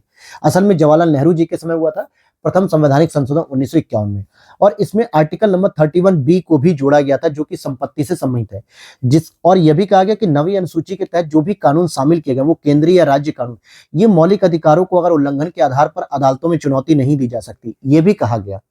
हालांकि फिर आगे चल के IR कोल्हो बनाम जब तमिलनाडु राज्य निर्णय आया 2007 में सुप्रीम कोर्ट का, तो उसने स्पष्ट कहा कि ठीक है, आपने जो भी बातें कही वो सही है, लेकिन 24 अप्रैल 1973 जिस दिन केशवंत भारती केस आता है उसके बाद से अगर कोई भी ऐसे प्रावधान है नवी अनुसूची में जो मूल अधिकारों का या संविधान के आधारभूत ढांचों का उल्लंघन कर रहे हैं तो उसकी न्यायिक समीक्षा की जाएगी, पुनरावलोकन किया जाएगा और जरूरत पड़ने पर उन कानूनों को असंवैधानिक घोषित कर दिया जाएगा, निरस्त घोषित कर दिया जाएगा। यह निर्णय 2007 में आ रहा है IR कोल्होवाद में। कहा गया कि 24 अप्रैल 1973 के बाद से किसी भी ऐसे प्रावधान को जो नौवीं अनुसूची में शामिल है और अगर उसके द्वारा मूल अधिकार या संविधान के आधारभूत ढांचे का उल्लंघन हो रहा है तो उसकी न्यायिक समीक्षा करी जाएगी और जरूरत पड़ने पर उसे असंवैधानिक भी घोषित किया जा सकता है। यहां तक क्लियर हो गई। और इस प्रकार आप देखोगे आर्टिकल 14, 19, 21 के तहत गारंटीकृत मूल अधिकारों या संविधान के मूल ढांचे का अगर उल्लंघन करती है तो उसको जो है कि न्यायालय में चुनौती दी जा सकती है, जैसे आर्टिकल 32 अदर वगैरह ये सब होते हैं। वहीं चुप रहने के अधिकार की बात करेंगे तो सभी आरोपियों को, जैसे सुप्रीम कोर्ट ने कहा कि इन्हें चुप रहने का अधिकार भी है, जांचकर्ता उन्हें बोलने या अपराध स्वीकार करने के लिए मजबूर नहीं कर सकते। चुप रहने का अधिकार आर्टिकल 23 में आता है और अपने खिलाफ साक्षी बनने के लिए मजबूर नहीं किया जा सकता, क्योंकि कहता है ना कि आर्टिकल नंबर 20 में क्या कहते हैं कि स्वयं के विरुद्ध गवाही स्वीकार नहीं की जाएगी। इसी तरीके से किसी भी कैदी पे आप जबरदस्ती नहीं कह सकते, वो चुपचाप भी रह सकता है। यह संरक्षण केवल आपराधिक कार्यवाही में ही रहेगा, लेकिन सीमा शुल्क अधिनियम हो गया या फेमा हो गया, फॉरेन एक्सचेंज मैनेजमेंट एक्ट 1999 के तहत यह अधिकार उपलब्ध नहीं है। किसी अपराध का अभियुक्त नहीं होता है क्योंकि वह वकील रखने का हकदार भी नहीं होता है, क्योंकि इन प्रावधानों के तहत ये माना जाता है कि आपने किसी तरीके से व्यवसाय में भ्रष्टाचार किया, टैक्स में भ्रष्टाचार किया, तो यहाँ पे अगर आप कैदी बने हो तो आपको चुप रहने का अधिकार नहीं, आपको पूरी डिटेल देनी पड़ेगी। चुप रहने का अधिकार केवल आपराधिक मामले में है, जैसे कि अगर आपने कोई मर्डर नहीं किया या जबरदस्ती आपको फंसाया गया, मर्डर किया भी, हत्या किया, बलात्कार किया, तो यहाँ पर आपको जरूरत पड़ने पर आप चुप रह सकते हो और ये आपका मूल अधिकार भी माना जाएगा। यहाँ पे ये बात क्लियर हो गई आपको। फिर अफर्मेटिव एक्शन की बात करें जिसको हम सकारात्मक भी कहते हैं, हालांकि इसको एक तरीके से भारत में आरक्षण के प्रावधान से जोड़ा जाता है क्योंकि सकारात्मक कार्रवाई या पक्षपात से संबंधित है। अमेरिका में कुछ विशेष वर्गों या कुछ विशेष पहचान वाले व्यक्तियों के खिलाफ पक्षपात के ऐतिहासिक रूप से निपटने के लिए था। स्पेशली वहां पे कॉलेजेस, विद्यालयों में अश्वेत, हिस्पैनिक और अल्पसंख्यक समुदाय के प्रतिनिधित्व को बढ़ाने के लिए था, क्योंकि आज भी अमेरिका में अश्वेत, जैसे आपने पढ़ा होगा पहला प्रेसिडेंट पूरे इतिहास में था अमेरिकी इतिहास में बराक ओबामा जी, जो अश्वेत श्रेणी के थे। तो इस प्रकार से बहुत सारे ऐसे कैटेगरी हैं वहां पे अश्वेत और हिस्पैनिक जिनको बहुत सारी जगहों पे जो है कि प्रतिनिधित्व बहुत कम दिया गया। तो इनके रिप्रेजेंटेशन को, प्रतिनिधित्व को बढ़ाने के लिए अफर्मेटिव एक्शन किया गया।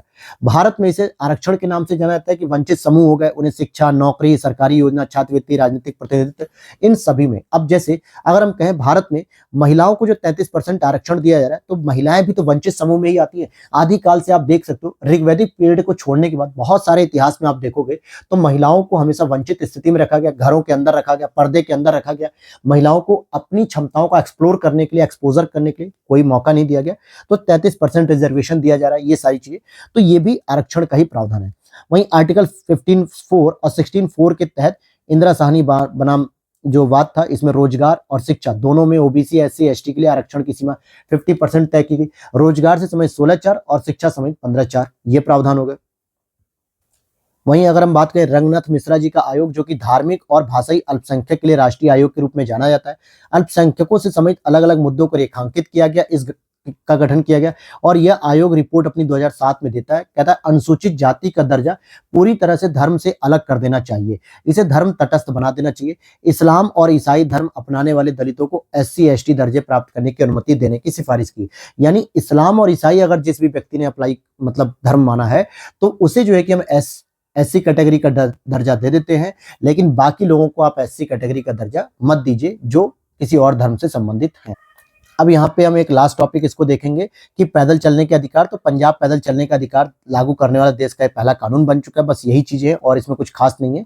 और अब हम चलते हैं अपने नेक्स्ट सेगमेंट पे, जो कि संसद, राज्य विधानमंडल और स्थानीय सरकार की जो कार्य प्रणालियां हैं कि कैसे ये नियम बनाती है, क्योंकि यहाँ से संसद पार्लियामेंट्री जो फॉर्म्स है या उनकी कार्य प्रणाली है, यहाँ से प्रश्न कई बार बनते हैं यूपीएससी में और स्टेट पीसीएस में भी। तो इन टॉपिक को भी आज ही कंप्लीट हम लोग कर लेंगे। इसलिए मैंने पहले ही कहा था कि लेक्चर आपका बड़ा हो सकता है 1.5 से 2 घंटे का, लेकिन अगले 3 से 4 लेक्चर में इस पूरी पॉलिटी के पीटी को कंप्लीट कर दूंगा और फिर उसके बाद आपको मिलेगा क्या, इकोनॉमिक्स की पीटी शुरू हो जाएगी। अब यहां पर हम सबसे पहले संसद के अंतर्गत पढ़ेंगे अविश्वास प्रस्ताव, क्योंकि अविश्वास प्रस्ताव जो है कि लगातार एक प्रश्न आपसे पूछा जाता है एग्जाम में। तो अभी हाल ही में मानसून सत्र में केंद्र सरकार के खिलाफ एक अविश्वास प्रस्ताव लाया गया।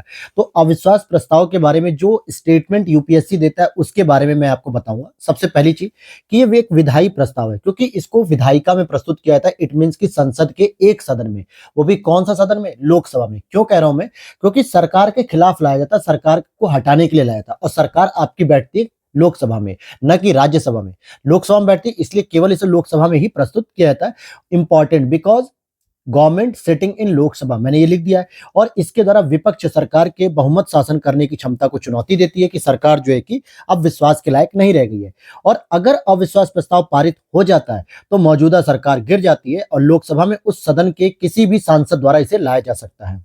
अब यहाँ पे यूपीएससी प्रश्न बनाती है कि क्या अविश्वास प्रस्ताव लोकसभा में मंत्री के द्वारा लाया जा सकता है, या किसी गैर मंत्री के द्वारा लाया जा सकता है, या फिर केवल और केवल विपक्ष के द्वारा लाया जा सकता है। तो ये बात गलत है। खुद कभी कभी अगर मान लो जो सरकार में बैठे हुए लोग हैं उनके भी किसी सरकारी मंत्री के द्वारा, सरकारी सांसद के द्वारा भी लाया जा सकता है। इट मीन, सिंपल सी बात मैं अगर आपको बताऊं कि 543 सदस्य सिटिंग होते हैं, उनमें से किसी के द्वारा भी लाया जा सकता है ये, लेकिन लाया केवल लोकसभा में जाएगा। अगर हम बात करें कुछ प्रावधानों की, तो 75(3) में कहा गया, आर्टिकल 75(3) की मंत्रिपरिषद लोकसभा के प्रति सामूहिक रूप से उत्तरदायी होगी। और राज्य स्तर पर यही प्रावधान 164(2) में कहा गया है कि मंत्रिपरिषद सामूहिक रूप से राज्य विधानसभा के प्रति उत्तरदायी होगी। लेकिन अगर हम और आगे देखते हैं तो लोकसभा की प्रक्रिया और कार्य संचालन नियम 198 में वर्णित किया गया है कि मंत्रिपरिषद में अविश्वास प्रस्ताव के संबंध में प्रावधान किए गए हैं। अर्थात ये जो प्रावधान आप पढ़ रहे हो अविश्वास प्रस्ताव का, संविधान में नहीं है। स्टेटमेंट आएगा यूपीएससी का कि अविश्वास प्रावधान के बारे में या अविश्वास प्रस्ताव के बारे में जो प्रावधान है वो संविधान में वर्णित है, किस आर्टिकल में, तो ये गलत हो जाएगा। किसी भी आर्टिकल में वर्णित नहीं है।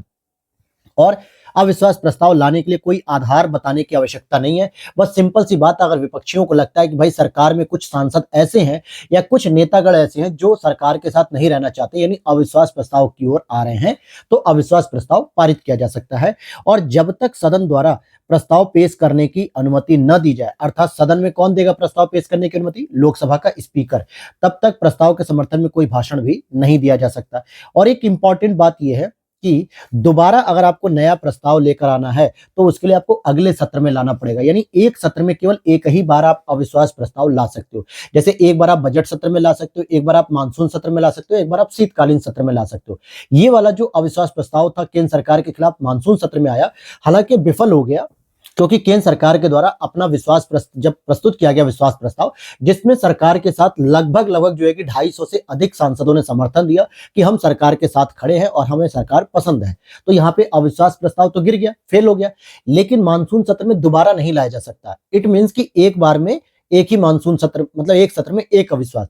तो एक स्टेटमेंट ये भी तो बन सकता है कि क्या 3 सत्र में 3 ही अविश्वास प्रस्ताव आ सकते हैं पूरे एक साल में? बिल्कुल सही बात है। एक बजट सत्र में आएगा, एक मानसून सत्र में आएगा और एक आपका आएगा शीतकालीन सत्र में। अच्छा, इसकी प्रक्रिया के बारे में बात करें तो जरा प्रक्रिया को डिफाइन कर देता हूं मैं, यहाँ पे समझने वाली बात है। जैसे कि सदन में विपक्षी दलों को अगर लगता है कि सरकार के पास बहुमत नहीं है, तो सरकार अपना विश्वास खो चुकी है, तो ऐसे में अविश्वास प्रस्ताव ला सकते हैं। और ये लोकसभा स्पीकर परीक्षण करेगा कि अविश्वास प्रस्ताव सही है या नहीं। तो ये लोकसभा स्पीकर के पास अंतिम अधिकार होता है। और नोटिस प्रस्तुत करने वाला सदस्य अविश्वास प्रस्ताव पेश करने के लिए सदन से अनुमति मांगता है। इसके बाद अध्यक्ष उन सदस्यों को बुलाता है जो अविश्वास प्रस्ताव लाने के पक्ष में होते हैं। कितने सदस्य होते हैं? 50 सांसद, यानी 50 संसद सदस्य जो है कि कम से कम होने ही चाहिए उसी लोकसभा में, राज्यसभा से नहीं काउंट किया जाएगा, केवल लोकसभा से। अगर 70 है, 100 है, 80 है, 150 है, कोई दिक्कत नहीं है। लेकिन अगर 49 भी हुए तो भी अविश्वास प्रस्ताव प्रस्तुत नहीं किया जा सकता, क्योंकि मिनिमम 50 सांसद चाहिए। और जब अनुमति मिल जाएगी लोकसभा अध्यक्ष से कि हाँ आप जो है कि आप प्रस्तुत कर सकते हो, तो अनुमति मिलने के 10 दिनों के भीतर आपको अविश्वास प्रस्ताव पर चर्चा करनी पड़ेगी। अब वहीं पर अब हम दूसरे टॉपिक को कवर करेंगे, जिसमें पूछा जा रहा है कि कानून निर्माताओं के कुछ संसदीय विशेषाधिकार होते हैं, यानी कि पार्लियामेंट्री प्रिविलेजेस होते हैं of law makers. Law maker मतलब जो संसद में बैठने वाले जो सांसद होते हैं, उनके द्वारा जो कानून बनाया था, तो उनको कुछ विशेष अधिकार दिए जाते हैं कि आप सदन के अंदर किसी भी प्रकार की वाणी का यूज कर सकते हो, किसी भी प्रकार का स्टेटमेंट दे सकते हो, या किसी भी प्रकार का कोई कृत्य करते हो तो उसके खिलाफ कोई कार्रवाई नहीं होती। इसी चीज को लेकर जो है कि डिस्प्यूटेड मामला है और इसी पर चर्चा की जाएगी। क्योंकि अगर हम देखें कि सुप्रीम कोर्ट के द्वारा 1998 के एक मामले में, जो कि पीवी नरसिम्हा राव से संबंधित है, झारखंड मुक्ति मोर्चा पार्टी से संबंधित है, जिसमें रिश्वत लेने का मामला था, कि नरसिम्हा राव जी ने अपनी विश्वास प्रस्ताव को प्रस्तुत करने के लिए, कि अपनी सरकार को बचाने के लिए, ऐसा माना जाता है कि उन्होंने झारखंड मुक्ति मोर्चा के कुछ सांसदों को रिश्वत देने का काम किया था, और जिसमें उन लोगों ने, जो पार्टी के लोग थे, उन्होंने जो है कि रिश्वत लेकर, पैसा लेकर वोट दिया और सरकार को बचा लिया। तो इसी मामले पे सुप्रीम कोर्ट ने 5 सदस्यीय संवैधानिक पीठ के द्वारा निर्णय दिया था, लेकिन अब दोबारा उस पर रिव्यू किया जा रहा है अपने ही निर्णय पे। ये भी एक प्रश्न बनता है कि सुप्रीम कोर्ट अपने निर्णय पे किस आर्टिकल के तहत दोबारा रिव्यू कर सकती है। तो दोबारा रिव्यू करने के लिए पहली चीज की 5 संवैधानिक पीठ जो बैठी हुई थी, या जितने भी बैठी थी, उससे अधिक ही बैठानी होती है। तो वर्तमान में आप देखोगे कि मुख्य न्यायाधीश की अध्यक्षता में 7 न्यायाधीशों की संवैधानिक पीठ का एक गठन किया गया है, और यह मामला 1998 में नरसिम्हा राव में 5 न्यायाधीशों में संवैधानिक पीठ का निर्णय पर पुनर्विचार कर रही है। तो स्व निर्णय का जो रिव्यू होता है सुप्रीम कोर्ट के द्वारा, ये आर्टिकल 137 में सुप्रीम कोर्ट करती है अपने दिए गए पुराने निर्णय को दोबारा रिव्यू करने के लिए, और आर्टिकल 226 में हाई कोर्ट के पास ये शक्ति होती है कि अपने पुराने निर्णय पर आप रिव्यू कर सकते हो। तो यहां पर मामला ये था। आपको अगर मैं मामला बता दूं, वैसे तो मैंने बता दिया ऊपर, कि जो नरसिम्हा राव जी की सरकार थी, उन्होंने सुप्रीम कोर्ट द्वारा दिए गए झारखंड मुक्ति मोर्चा रिश्वत मामले में, जो 1993 से मामला जुड़ा हुआ है, इसमें मनमोहन मतलब जो नरसिम्हा राव सरकार ने था, अविश्वास प्रस्ताव से बचने के लिए कथित तौर पर सभी दलों के कई सांसदों को रिश्वत दे दी थी। यानी जो विपक्षी दल थे, उनके भी सांसदों को रिश्वत दे दी गई थी कि भाई पैसे ले लो और मेरे खिलाफ मतदान मत करना, मेरे साथ कर देना। जो मेरे साथ गठबंधन में थे नरसिम्हा राव जी के साथ, उनको भी पैसे दिए गए ताकि समर्थन करने में आप लोग भी साथ दीजिएगा और मेरी सरकार को बचाइएगा। अब यहां पर यह बात बन गई कि क्या ये पहली बार, खैर ये मुद्दा आया था सामने कि ये अनैतिक कार्य है, या सांसदों के विशेषाधिकार के अंतर्गत माना जाएगा कि वो सदन के अंदर कुछ भी काम कर सकते हैं, खरीद फरोख्त भी कर सकते हैं, लेन देन भी कर सकते हैं, कुछ भी अपमानजनक बोल सकते हैं। तो क्या ये उनके विशेषाधिकार का हिस्सा माना जाएगा, या जो है कि संवैधानिक प्रावधान के खिलाफ माना जाएगा? तो इसी मामले पे जांच हो रही थी। हालांकि आर्टिकल नंबर 105 और 194 इट मीन्स की राज्य विधानसभा के लिए कहते हैं कि भाषण या मत के लिए रिश्वत के आरोप में आपराधिक मुकदमे से भी संरक्षण प्रदान करती है, अगर ये मामला संसद के अंदर है, यानी कि सदन के अंदर है, या राज्य विधानमंडल के अंदर कोई भी सांसद या विधायक अगर किसी प्रकार का स्टेटमेंट दे रहा है, भाषण दे रहा है, कोई रिश्वत दे रहा है, तो इससे संरक्षण प्राप्त है। तो ये मामले का प्रयोग कर लिया नरसिम्हा राव जी ने। तो यहां पर संसदीय विशेषाधिकारों की बात करें तो विधायिका के सदस्यों को प्राप्त कानूनी प्रतिरक्षा है। विधायी कर्तव्यों के दौरान किए गए कुछ भी कृत्य या बयान के लिए सिविल या दंडनीय दायित्वों से उन्हें जो है कि छूट भी दी गई है, और ऐसे में केवल संसद को यह सुनिश्चित करने का अधिकार है कि सदन के विशेषाधिकारों का उल्लंघन हुआ है या सदन की अवमानना हुई है अथवा नहीं। न्यायालय को इसमें कोई शक्ति नहीं सौंपी गई है, और ये क्लेरिफिकेशन सभापति राज्यसभा के लिए या लोकसभा के लिए अध्यक्ष ही दे सकते हैं, और इसमें कोर्ट का कोई मामला नहीं आएगा। लेकिन अगर हम बात करें संवैधानिक प्रावधान की, तो 105 आर्टिकल कहती है संसद के दोनों सदनों और उसके सदस्यों को देती है। 194 राज्य विधानमंडल के सदनों और उसके सदस्यों और समितियों की शक्तियों के विशेषाधिकार उन्मुक्ति देती है। लेकिन 105(2) की बात करें तो सांसद सदस्य किसी भी सदन के प्राधिकार के तहत प्रकाशित प्रतिवेदन पत्र, मतपत्र, कार्यवाही के लिए उत्तरदायी नहीं होगा। कोई भी काम हो रहा है तो उसके लिए कोई पर्टिकुलर सांसद जिम्मेदार नहीं होगा, पूरी की पूरी सदन होगी। और सदन में बोलने की स्वतंत्रता भी 105(2) के तहत है कि संसद में उसकी किसी भी समिति में संसद के सदस्य द्वारा कही गई बात या दिए गए मत के संबंध में उसके खिलाफ कोई भी न्यायालय में कार्रवाई नहीं की जा सकती है। और इसी आर्टिकल 105 का प्रयोग करते हुए नरसिम्हा राव जी ने रिश्वत भी दी, और कई सारे जो सांसद थे दलों के, उन्हें अपने फेवर में करते हुए विश्वास प्रस्ताव पारित किया और अपनी सरकार को बचाने का प्रयास किया। और यही प्रकरण सुप्रीम कोर्ट में सुनवाई की गई 1993 में। जब इसकी सुनवाई की गई 5 सदस्यीय पीठ के द्वारा, तो उन्होंने भी इस प्रावधान को सही ठहरा दिया। लेकिन अब 23 साल, लगभग 30 साल बाद जो है कि इस प्रावधान पर दोबारा सुनवाई की जा रही 7 सदस्यीय पीठों के द्वारा, और उसके बाद यह निर्णय दिया गया। क्या निर्णय दिया गया, हमें यह देखना है पहले तो कि अगर हम बात करें, और वहीं आर्टिकल 121 भी सदस्यों को सुप्रीम कोर्ट और हाई कोर्ट के न्यायाधीशों के आचरण पर चर्चा करने से रोकता है। और आर्टिकल 122 क्या कहता है कि न्यायपालिका प्रक्रिया की कथित अनियमितता के आधार पर संसद की किसी भी कार्रवाई की जांच नहीं कर सकती, कि केवल अनियमितता के आधार पर जांच नहीं कर सकती। यानी जहां 121 सांसद सदस्यों कहते हैं कि आप न्यायालय के लिए कुछ नहीं बोलोगे, वहीं 122 कहती है कि न्यायालय सदनों के लिए कुछ नहीं करेगा, न्यायालय सदन के अंदर की कार्रवाई की जांच नहीं करेगा। और इस मामले में अगर आप देखोगे कि संसद के द्वारा कई सारे कानून बनाए गए हैं, जैसे गिरफ्तारी पर रोक है, कि सिविल प्रक्रिया संहिता 1908 कहती है कि कानून निर्माता सदन को सत्र के 40 दिन पहले और सत्र के दौरान और सत्र के स्थगन के 40 दिन बाद गिरफ्तार नहीं कर सकते हैं। यानी किसी भी सांसद को या विधायक को आप सत्र अगर चल रहा है तो उससे 40 दिन पहले भी गिरफ्तार नहीं कर सकते, और ना ही सत्र के दौरान और ना ही सत्र के 40 दिन बाद। लेकिन ये मामला केवल और केवल दीवानी मामलों तक ही सीमित है, कि अगर आपकी कोई संपत्ति की मामला हो, कोई विवाह का मामला हो, तलाक का मामला हो, उत्तराधिकार का मामला हो, दीवानी मामले, तो इस मामले में सांसदों को छूट मिल सकती है। लेकिन ये आपराधिक मामले में कोई छूट नहीं दी गई है। पता चले कि कोई सांसद विधायक किसी की हत्या कर दी, किसी की चोरी कर दिया, किसी का बलात्कार करके सदन के अंदर आ जाए और कहे कि भाई मेरे ऊपर तो ये छूट है कि मैं 40 दिन पहले गिरफ्तार नहीं हो सकता, ना 40 दिन बाद गिरफ्तार हो सकता। तो ऐसा नहीं है। आपराधिक मामले में तो तुरंत गिरफ्तारी है, लेकिन सिविल मामले में नहीं। इसीलिए सिविल प्रक्रिया संहिता 1908 की हम बात करें, आपराधिक प्रक्रिया संहिता की बात नहीं कर रहे हैं। अच्छा, दोनों सदनों के नियम में क्या है कि प्रक्रिया और नियमों के दृष्टांतों पर भी आधारित एक विशेषाधिकार है। अज्ञात व्यक्तियों को बाहर करने का भी अधिकार है। गैर सदस्यों को सदन की कार्यवाही से बाहर करने की शक्ति प्राप्त है, कि जो दर्शक दीर्घा में लोग बैठे होते हैं, कुछ ऐसे लोग बैठे होते हैं जो सदन की कार्यवाही को देखते हैं। अगर उन्हें लगता है, मतलब संसद के सदस्यों को, कि ये व्यक्ति जो गैर सदस्य है, जो हमारी कार्यप्रणाली में बाधा उत्पन्न कर रहा है, तो सारे सांसदों के समर्थन के माध्यम से उसे बाहर किया जा सकता है, फिर चाहे वो नरेंद्र मोदी जी के साथ ही क्यों ना गया हो।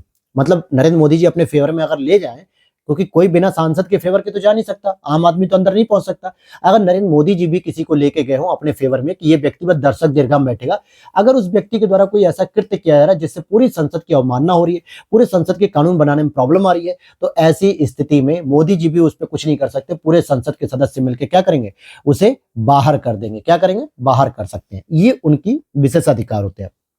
सदन की अवमानना की बात करें तो यहां पे आप देखोगे कि विशेषाधिकारों का उल्लंघन जो सदन की अवमानना से अलग होता है, ऐसे किसी भी कार्य के रूप में से परिभाषित किया सकता है। जैसे सदन के कामकाज में अगर आप बाधा पौधा पैदा कर रहे हो, तो ये भी विशेषाधिकार का उल्लंघन हो गया।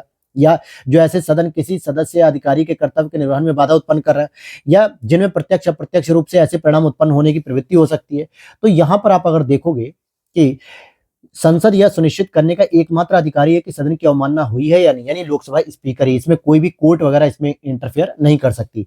और सदन द्वारा किसी दोषी को अवमानना के लिए हिरासत या जेल भेजने की अवधि सदन के सत्र की अवधि तक ही सीमित होती है। और सदन के सदस्य अगर दोषी पाए जाते हैं तो उन्हें सदन से निलंबित किया सकता है। जैसे अभी वर्तमान में 90 सदस्यों को बाहर कर दिया गया था, विपक्षी दलों को जो है कि।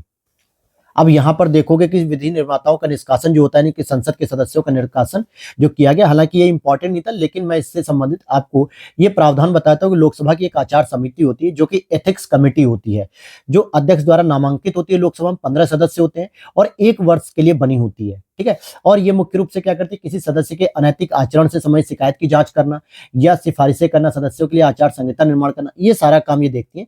और लोकसभा की पहली बार ये आचार समिति 2000 में गठित हुई थी और राज्यसभा में 1997 में ये गठित हुई थी।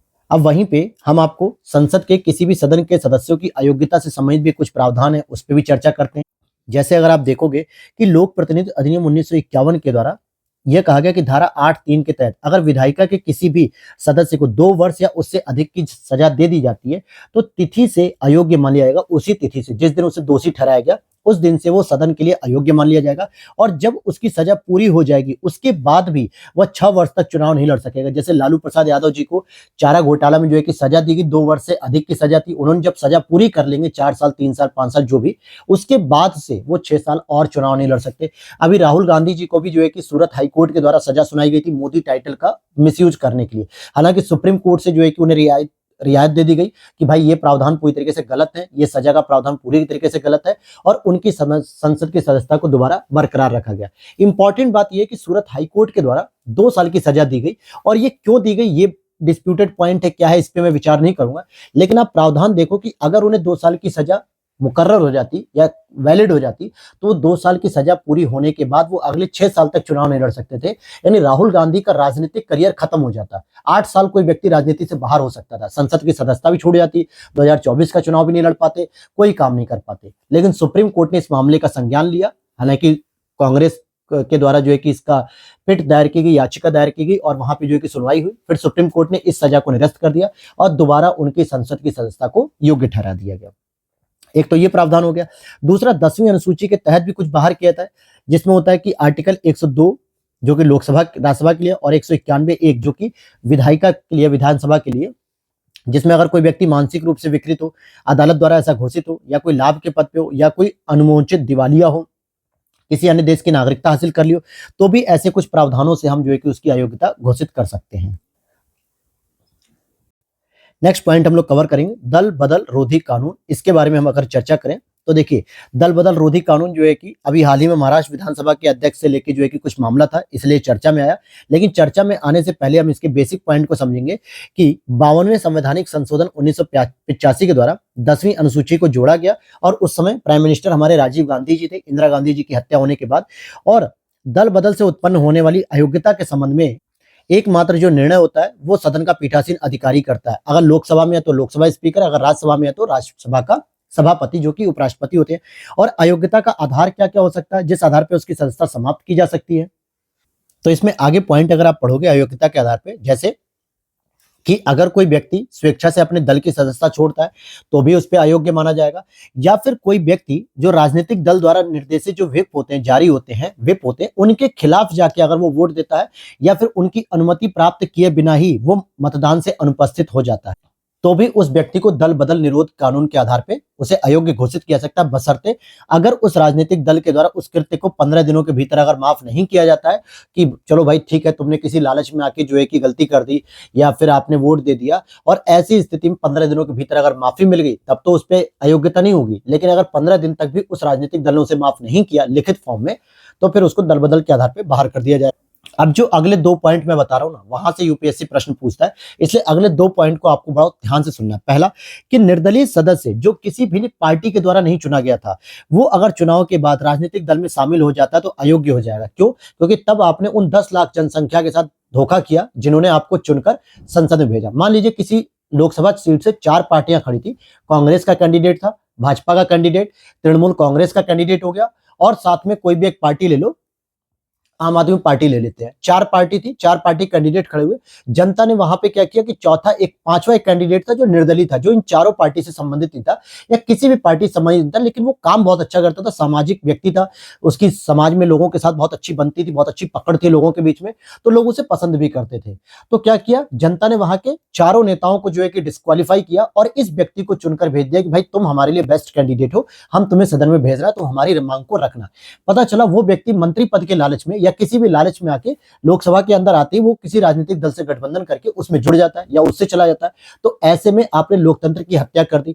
आपको भेजा ही गया था कि दल से अलग रहते हुए आप अपनी बात को रखेंगे, लेकिन आप तो किसी दल में जाके शामिल हो गए। इट मींस कि निर्दलीय दल, अगर निर्दलीय जो सदस्य अगर वो राजनीतिक दल में शामिल हो रहा है चुनाव जीतने के बाद, तो उसकी अयोग्यता हो जाएगी।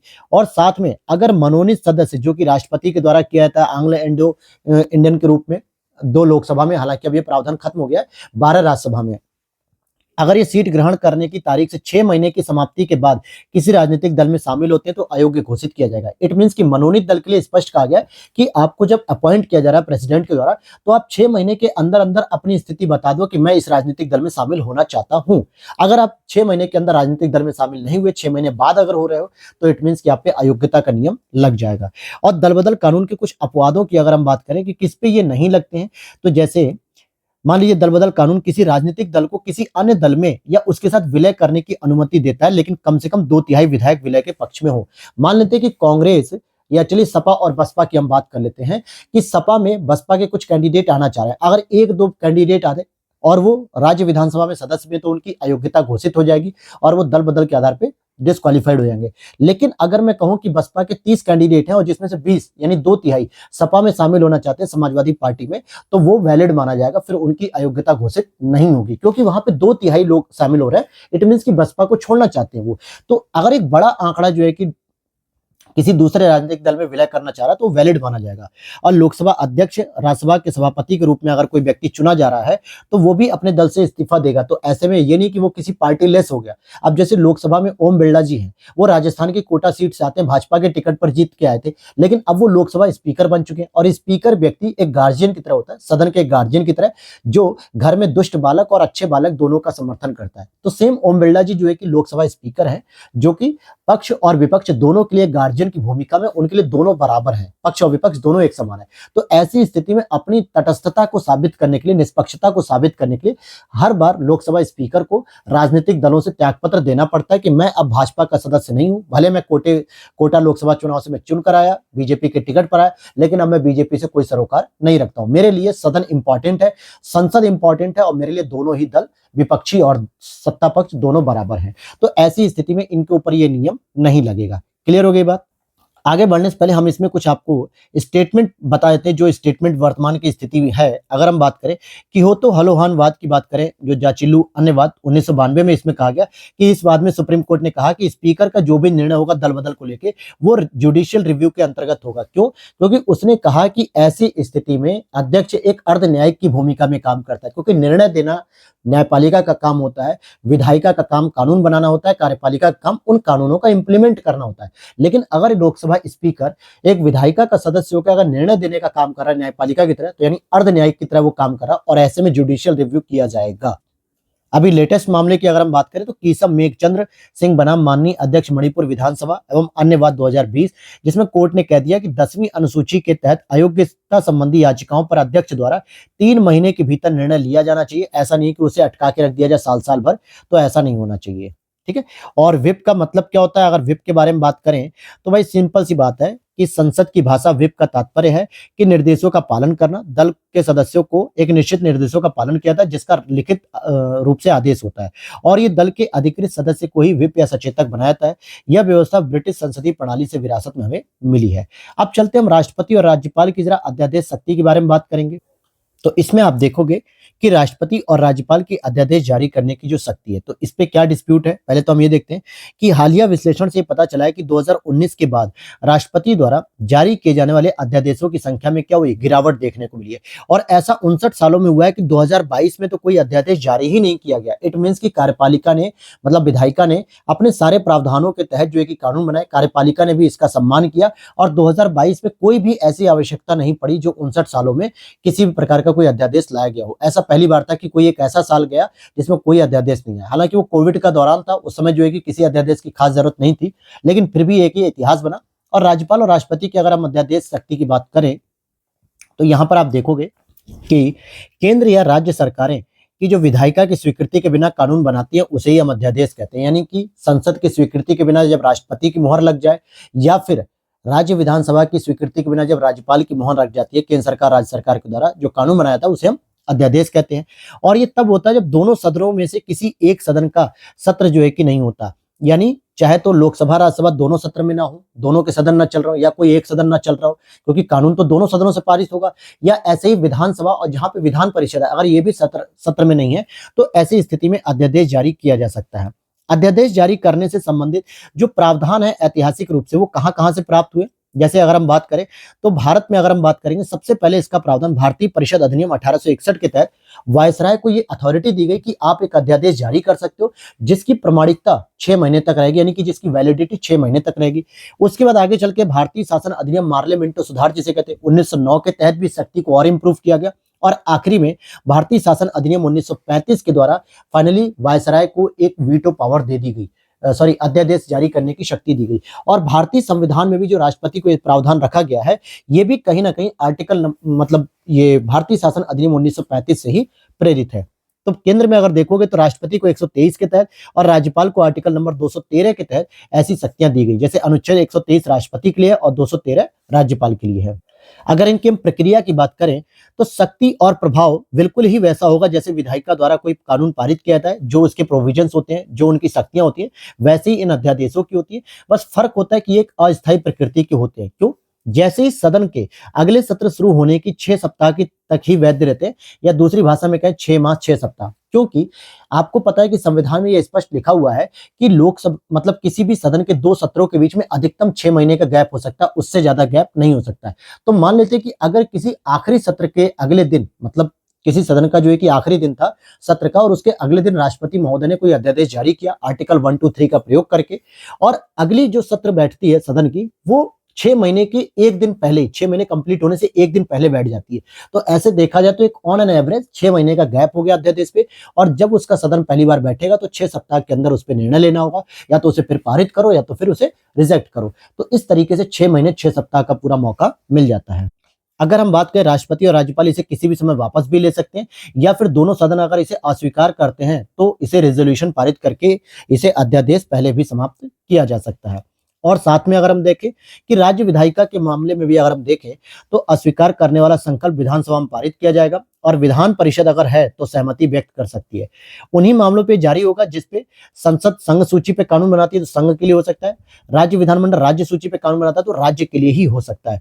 हालांकि राज्य के राज्यपाल के पास कुछ ऐसी शक्तियां होती हैं कि निम्नलिखित मामलों में वो राष्ट्रपति के निर्देश के बिना अध्यादेश जारी नहीं कर सकता। जैसे यदि कोई समान उपबंधों वाले विधेयक पर राज्य विधानमंडल में प्रस्तुत करने के लिए राष्ट्रपति की पूर्व अनुमति जरूरी है, जैसे कोई ऐसा प्रोविजन है जिसपे संघ सरकार के द्वारा भी अध्यादेश लाया गया है या संघ सरकार उस पर कानून बना सकती है, ऐसे में अगर राज्यपाल लाना चाह रहा है तो पहले राष्ट्रपति से परमिशन ले लो। समान उपबंधों वाले विधेयक को राष्ट्रपति के विचार के लिए आरक्षित भी रखा जाएगा, और राष्ट्रपति की सहमति प्राप्त किए बिना वो अमान्य भी हो जाता है। अगर राष्ट्रपति ने उस पर सहमति नहीं दी यानी स्वीकृति नहीं दी तो उसे अमान्य भी कहा जा सकता है।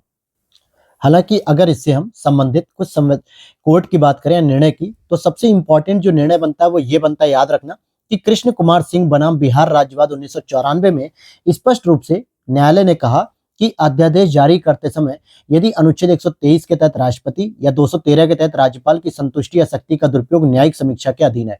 यानी ये भी न्यायिक समीक्षा के अधीन आता है कि क्या राज्यपाल या राष्ट्रपति ने अगर कोई भी अध्यादेश जारी किया है तो किन परिस्थितियों में किया, और वो अध्यादेश ऐसा तो नहीं कि कहीं मनमाना हो, औचित्यहीन हो या अनुचित हो, तो इन सभी चीजों की जुडिशियल रिव्यू भी किया जाएगा। तो ये पॉइंट आपको समझ में आ गया होगा। अब चलते हम आगे अगले पॉइंट पे, संसद का सचिवालय। तो यहाँ पर हम देखेंगे कि संसद के गठन के 75 वर्ष पूरे हो चुके हैं, और संसदीय सचिवालय दोनों सदनों में, जो कि लोकसभा और राज्यसभा की प्रक्रियाओं और परंपराओं के विधायी ज्ञान का ये संरक्षक रहा है। अगर हम संवैधानिक प्रावधान की बात करें तो आर्टिकल 98 के तहत कहा गया कि संसद के प्रत्येक सदन का एक अलग सचिवालय स्टाफ होगा। ठीक है, संसद कानून के द्वारा प्रत्येक सदन के सचिवालय कर्मचारियों की भर्ती, नियुक्ति, उनकी सेवा शर्तों को विनियमित कर सकता है। यानी जो सचिवालय के स्टाफ होंगे, कर्मचारी होंगे, चाहे वो जैसे मान लीजिए कोई टाइपिस्ट है, वहां कोई कंप्यूटर ऑपरेटर है, वहां कोई सदस्य या कोई सचिव है, या जो भी देखरेख करते हैं, जो भी काम करते हैं, तो उनकी भर्ती, नियुक्ति, सेवा शर्तें संसद तय कर सकती है। और दोनों सदनों के लिए सम्मिलित पदों के सृजन की भी अनुमति है संसद के पास, चाहे वो तो दोनों सदन, लोकसभा राज्यसभा दोनों के लिए एक ही साथ कानून बना के भर्ती, वैकेंसी या जो भी प्रोविजन है पदों के लिए सृजन कर सकती है एक साथ भी। आर्टिकल 187 इसी तरीके से राज्य विधानमंडल के लिए कहता है कि 98 के प्रावधानों के समान होना चाहिए। राज्यसभा और लोकसभा 1952 में पहली बार अस्तित्व में आते हैं। ठीक है, अब यहाँ पे क्या है, इसको समझना है कि लोकसभा सचिवालय को संसदीय सचिवालय ही कहा जाता है। राज्यसभा के लिए अलग होता है जिसको राज्य परिषद सचिवालय कहता है। हालांकि 1954 में दोनों सचिवालयों के नाम बदल के राज्यसभा सचिवालय और लोकसभा सचिवालय कह दिया गया। तो लोकसभा सचिवालय को ही संसदीय सचिवालय की पार्लियामेंट्री सेक्रेटरीट जो होती है वो लोकसभा सचिवालय को ही कहा जाता है, जिसमें लोकसभा अध्यक्ष, राज्यसभा सभापति अपने अपने सचिवालयों में नए पद सृजित कर सकते हैं, और दोनों सदनों के महासचिव पद भारत के कैबिनेट सचिव के समक्ष माने जाते हैं। अब यहाँ पे कार्यों को देखते हैं, सचिवालय क्या कार्य होते हैं। जैसे अगर आप देखोगे कि संसद के सदन में प्रभावी कामकाज के लिए सचिवालय सहायता उपलब्ध कराना, और जो संसद सदस्य होते हैं, जो और एक अन्य कर्मचारी होते हैं, उनके वेतन और अन्य भत्तों का भुगतान करते हैं वो लोग। संसदीय समितियों को सचिवालय सेवाएं प्रदान करते हैं, जो भी सचिवालय सेवाएं चाहिए, जैसे मान लो टाइपिंग चाहिए, कंप्यूटर का ऑपरेटिंग चाहिए, नेट चाहिए, वाईफाई चाहिए, या जो भी और जानकारी चाहिए, डाटा कलेक्शन वगैरह, ये सारी सुविधाएं देते हैं। पीठासीन अधिकारियों को सहायता और सलाह भी देते हैं लोग। अनुसंधान एवं संदर्भ सामग्री तैयार करना, अलग अलग डॉक्यूमेंट्स प्रकाशित करना, या फिर प्रतिदिन का कार्यवाहियों का रिकॉर्ड तय करना। जैसे आप देखोगे कभी तो जहां पे लोकसभा स्पीकर बैठते हैं ओम बिरला जी, उनके नीचे आगे बेंचों पे 8-10 कर्मचारी और बैठते हैं। वो सब संसद के सचिवालय कर्मचारी होते हैं, जो किसी भी प्रकार की स्पीच को, किसी भी प्रकार की जो गतिविधि हो रही है, जो भी कार्रवाई हो रही है दैनिक रूप से, उनकी टाइपिंग करते रहते हैं, रिकॉर्ड करते रहते हैं। उनका डिवाइड रहता है कि कौन सा चीज आपको टाइप करना है, सत्ता पक्ष का आपको लिखना है, विपक्ष का आपको लिखना है, या इस समय की गतिविधि आपको लिखनी है। तो ये सब चीजें डिवाइड रहती हैं और वहां पे वो सारी चीजें संसदीय सचिवालय के अंतर्गत की जाती है। तो इनकी यही उपयोगिता होती है कि ये लोग सपोर्ट प्रदान करते हैं। अगर हम बात करें लोकसभा और राज्यसभा सचिवालय की, तो लोकसभा में भर्ती और सेवा शर्तें 1955 के तहत चलती है, लोकसभा सचिवालय अधिनियम के तहत, और राज्यसभा में राज्यसभा सचिवालय अधिनियम 1957 के तहत भर्ती की जाती है। अब यहाँ पर हम चलते हैं अगले टॉपिक पर, और जल्दी ही हम लोगों की अब ये क्लास लगभग 1.5 घंटे के आसपास रहेगी, और जिसमें 2 बड़े सेगमेंट कंप्लीट हो जाएंगे। फिर मैं आपको कल 2 और बड़े सेगमेंट कंप्लीट कराऊंगा, जहां से आप देखोगे कि फिर आपके 2 दिन का और क्लास बचेगा PT 365। वीडियो अच्छी लगे तो लाइक कर देना, चैनल पे पहली बार हो तो फॉलो कर लेना दोस्तों, और इसी तरीके से फिर हम लोग इकोनॉमिक्स को भी जल्दी ही शुरू कर देंगे। अभी हाल ही में 2023 अप्रैल 2023 में भारतीय संविधान के 73वें और 74वें संविधान संशोधन के 30 वर्ष पूरे हो चुके हैं, और ये आपको पता होगा पंचायती राज और नगर पालिका से संबंधित है। यह भारत में लोकतंत्र को स्थापित करने का एक तीसरा स्तर था, यानी सरकार का तीसरा स्तर जिसे हम लोग कहते हैं। जैसे यहाँ पे आप देखोगे कि केंद्र और राज्य सरकारों से स्थानीय सरकारों जैसे कि पंचायतें, नगर पालिका को शक्ति को हस्तांतरण करना, संसाधनों निर्माण जो होते हैं, नियम निर्माण होते हैं, उसके अधिकारों का हस्तांतरण किया जाता है। तो इसमें जो प्रावधान है, जैसे कि अगर हम बात करें तो ये 1992 में पारित हुए थे, लेकिन 1993 में लागू हुए थे, और लागू हुए थे ये लोग 24 अप्रैल 1993 में। इसलिए 24 अप्रैल को पंचायती राज दिवस घोषित किया गया है, और 92 में ये पारित किए गए थे। अगर आपसे पूछा जाए कि 73, 74 अमेंडमेंट किस वर्ष पारित हुए, तो 1992 में। लागू किस वर्ष हुए, 1993 में, और जिससे लोकतांत्रिक विकेंद्रीकरण की शुरुआत हुई। 73वें वाले की प्रोविजन की बात करें तो इसके द्वारा पंचायती राज संस्थाओं को संवैधानिक दर्जा दिया गया, नए भाग के रूप में भाग 9 जोड़ा गया, आर्टिकल 243 से लेकर 243 ओ तक का वर्णन है, 11वीं अनुसूची जोड़ी गई, और 29 जो है कि विषय भी दिए गए राज्य सूची के अंतर्गत। अगर 74 अमेंडमेंट की बात करें तो शहरी स्थानीय सरकारों को इसमें जोड़ा गया संवैधानिक दर्जे के रूप में, भाग 9A आर्टिकल 243 पी से लेकर, क्योंकि ओ के बाद पी आता है, पी से लेकर 243 ZG तक आएगा, 12वीं अनुसूची जोड़ी गई, और इसमें 18 विषय दिए गए हैं। अब यहाँ पर हम देखेंगे कि PRIs को मजबूत करने के लिए, यानी पंचायती राज इंस्टीट्यूशन को मजबूत करने के लिए सरकार के क्या क्या कदम उठाए गए हैं। तो राष्ट्रीय ग्राम स्वराज अभियान चलाया गया, ग्राम स्वराज चलाया गया, जो कि एक वेब आधारित पोर्टल है। सबकी योजना सबका विकास जन योजना अभियान चलाया गया, पिछड़ा क्षेत्र जो अनुदान निधि, और राष्ट्रीय ग्रामीण विकास पंचायती राज संस्थान। लेकिन इसमें जो सबसे इंपॉर्टेंट प्रश्न बनता है आपके यूपी PCS में या UPSC में, इसकी क्रम वाइज जो है कि पूछा जाता है लिस्टिंग के रूप में कि कौन कौन सी कमेटी किस वर्ष स्टैब्लिश हुई। जैसे सबसे पहले बलवंत राय मेहता जी 1957 में आते हैं, और 3 स्तर की पंचायतों की बात करते हैं, ग्राम स्तर, क्षेत्रीय स्तर और जिला स्तर। सेकंड आते हैं अशोक मेहता जी, जो 77 में गठित होती है इनकी कमेटी 78 तक, और ये 2 स्तर की बात करते हैं, ग्राम स्तर और जिला स्तर, ये क्षेत्र स्तर को गायब कर देते हैं।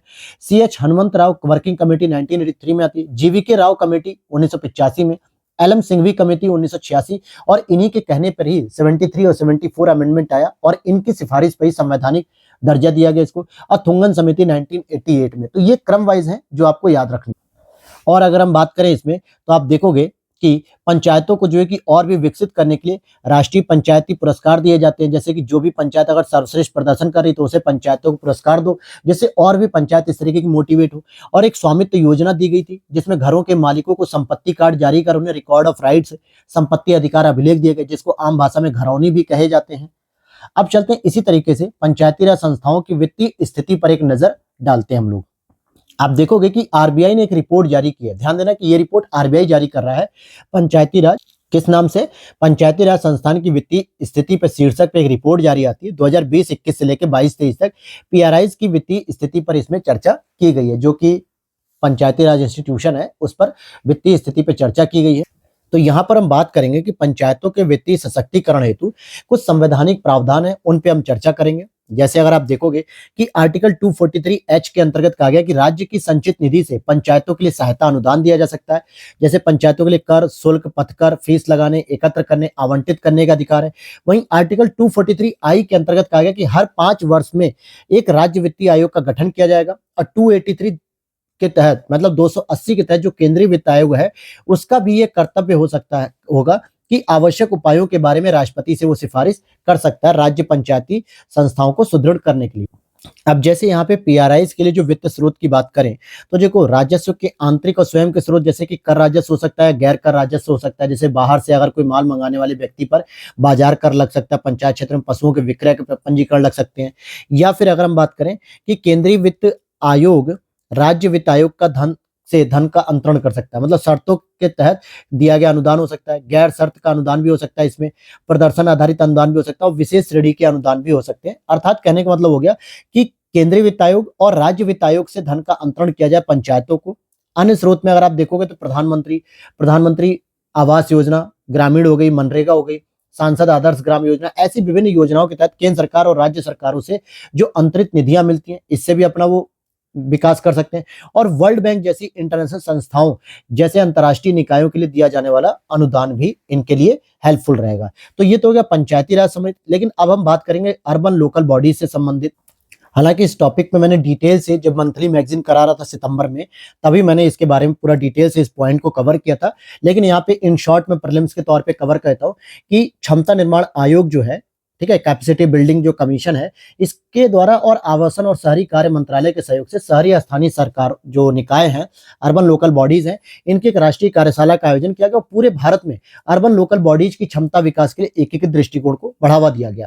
तो यहाँ पे जो इंपॉर्टेंट बात हो सकती है कि इन्होंने 3 पहल शुरू की थी, जैसे कि जो आवासन कार्य मंत्रालय है, जो आवासन मतलब आवासीय और शहरी कार्य मंत्रालय, इनकी क्षमताओं को बढ़ाने पर जो है कि वार्षिक क्षमता निर्माण होगा और 6 यूएलबीज यानी कि 6 अर्बन लोकल बॉडीज, इन पर जो है कि पायलट आधार पर वार्षिक क्षमता निर्माण योजना शुरू की जाएगी। और ये जो 6 हैं वो जो लोकल बॉडीज हैं वो कौन कौन सी है? अहमदाबाद, भुवनेश्वर, मैसूर, राजकोट, नागपुर और पुणे। इन 6 के नाम याद रखना। ये जो है कि पायलट प्रोजेक्ट के तौर पर इन्हें सेलेक्ट किया गया है। क्लियर है यहाँ पे बात? तो यहाँ पर आपको ये याद रखना होगा कि कौन सी यूएलबीज जो है कि ली गई हैं अर्बन लोकल बॉडी, जो पायलट प्रोजेक्ट के तौर पे ली गई हैं। अब यहाँ पर अगर आप देखोगे कि शहरी स्थानीय निकायों यूएलबीज के बारे में अगर आप बात करोगे, तो जैसे कि लघु आकार वाले जो स्थानीय निकाय होते हैं, पहली चीज तो ये समझने आनी चाहिए आपको, तो ये मुख्य रूप से शहर या कस्बे को प्रशासित या प्रबंधित करते हैं।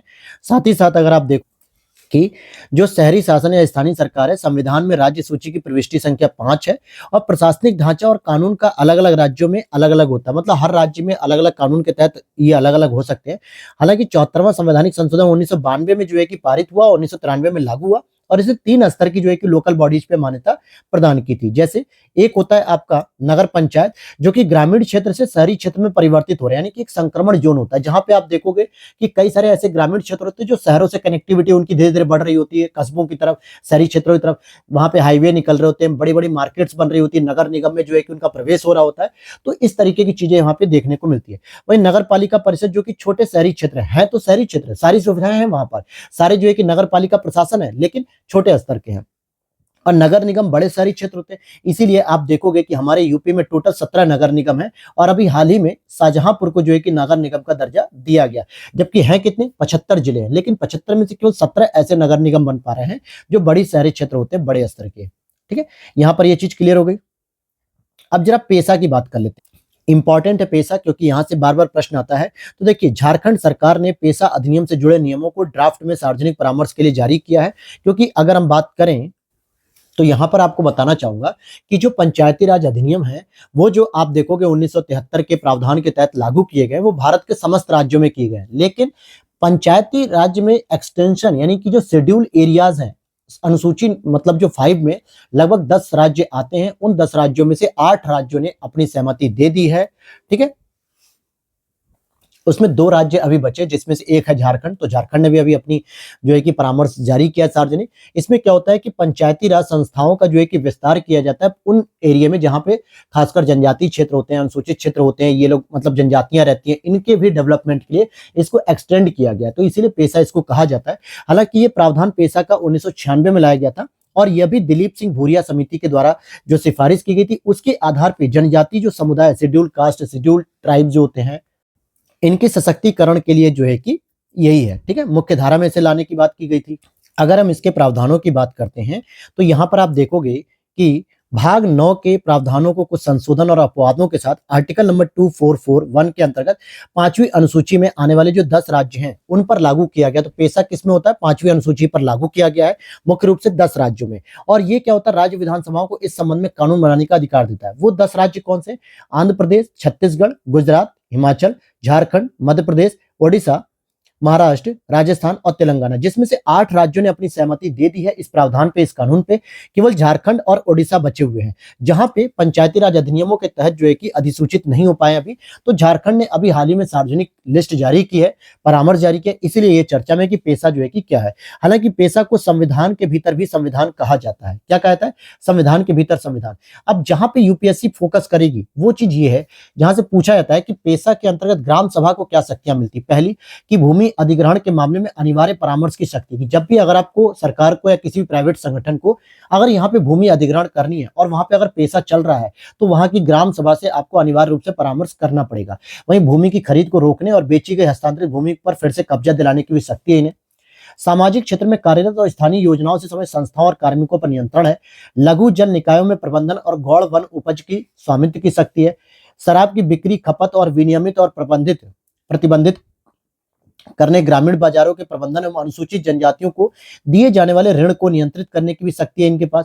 वहीं विकास परियोजनाओं के कारण प्रभावित लोगों के पुनर्वास और पुनर्बहाली तथा गौड़ खनिजों हेतु पूर्वेक्षण लाइसेंस, खनन पट्टन की पूर्व मंजूरी भी इनकी शक्ति इसके पास है। तो इतनी सारी शक्ति जो है कि इनके पास रहती है अगर यहाँ पर पेशा लागू हो जाता है तो अब जरा पेशा के अंतर्गत जो कानूनों की बात करेंगे अगर हम यहाँ पर, तो परंपरागत कानून के अनुरूप बनाए जाते हैं। यानी उनके जो जनजातियों के कानून होते हैं उनमें कोई परिवर्तन नहीं किया जाता है। परंपरागत कानून सामाजिक धार्मिक प्रथाएं, समुदाय संसाधनों की परंपरागत पद्धतियों के अनुरूप ही बनाए जाते हैं।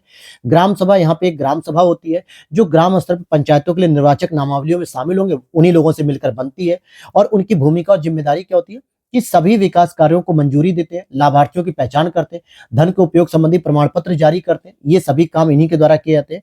और अगर हम आरक्षण की बात करें यहाँ पर, तो अनुसूचित जनजातियों के समुदाय की आबादी का अनुपात में न्यूनतम 50% सीटों का आरक्षण होता है और पंचायतों के अध्यक्ष के साथ उपबंधित भी होता है। यानी यहाँ पर जो आरक्षण मिलता है पेशा के अंतर्गत वो SC ST वालों को कितना मिलता है, स्पेशली शेड्यूल्ड ट्राइब्स को अगर हम बात करें तो यहाँ पे 50% तक आरक्षण दिया जाता है। अब यहाँ पे 5वीं और 6ठी अनुसूची का थोड़ा सा जो डिफरेंस होता है, जो अंतर होता है, उसको क्लियर कर लेते हैं हम लोग कि आर्टिकल 2441 के अंतर्गत ये जो है आपकी जो 5वीं अनुसूची है ये शेड्यूल्ड, ध्यान से समझना कि ये मुख्य रूप से शेड्यूल एरिया के लिए होती है और 6ठी अनुसूची ट्राइबल एरिया के लिए होती है। इन दोनों ही क्षेत्रों में जो जनजातीय लोग होते हैं इनके प्रशासन के लिए होती है। बस फर्क कितना होता है कि जो 6ठी अनुसूची होती है वो मुख्य रूप से आर्टिकल 2422 के तहत और 275 के तहत असम, मेघालय, त्रिपुरा, मिजोरम में होती है, जबकि ये आपके 10 राज्यों में होती है, केवल इन 4 राज्यों को छोड़ते हुए। अगर हम शक्तियों की बात करें तो यहाँ पर राज्य विधानमंडल के द्वारा अधिनियमित होती है और संविधान द्वारा यहाँ पे उपबंधित स्वशासी यानी ADC होती है, ऑटोनोमस डिस्ट्रिक्ट काउंसिल, जिसको पावर ज्यादा होती है। स्वायत्तता की बात करेंगे तो पंचायत उपबंध क्षेत्र विस्तार अधिनियम 1996 के तहत ग्राम सभा के माध्यम से स्वशासन होता है। और 5वीं अनुसूची के तहत जनजातीय सलाहकार परिषद के पास केवल सलाहकारी प्राधिकार होता है, जबकि इसकी तुलना में जो ADC होती है उसके पास ज्यादा शक्ति होती है और इसकी शक्तियां व्यापक होती हैं। ठीक है, तो आज की क्लास हम लोग यहीं पे होल्ड करेंगे और नेक्स्ट क्लास में हम लोग कुछ बची हुई अन्य इंपॉर्टेंट सुर्खियों को कवर करेंगे और उन सुर्खियों के बाद हम लोग चलेंगे सीधे अपने नेक्स्ट पॉइंट पे, जो हमारा रहेगा नेक्स्ट पॉइंट आप देखोगे कि केंद्र और राज्य से संबंधित प्रावधानों को भी हम लोग कवर करेंगे। तो वीडियो अच्छी लगी हो तो बस लाइक कर देना दोस्तों, और पहली बार हो चैनल पर तो फॉलो कर लेना। मिलते हैं नेक्स्ट वीडियो में। Thanks for watching.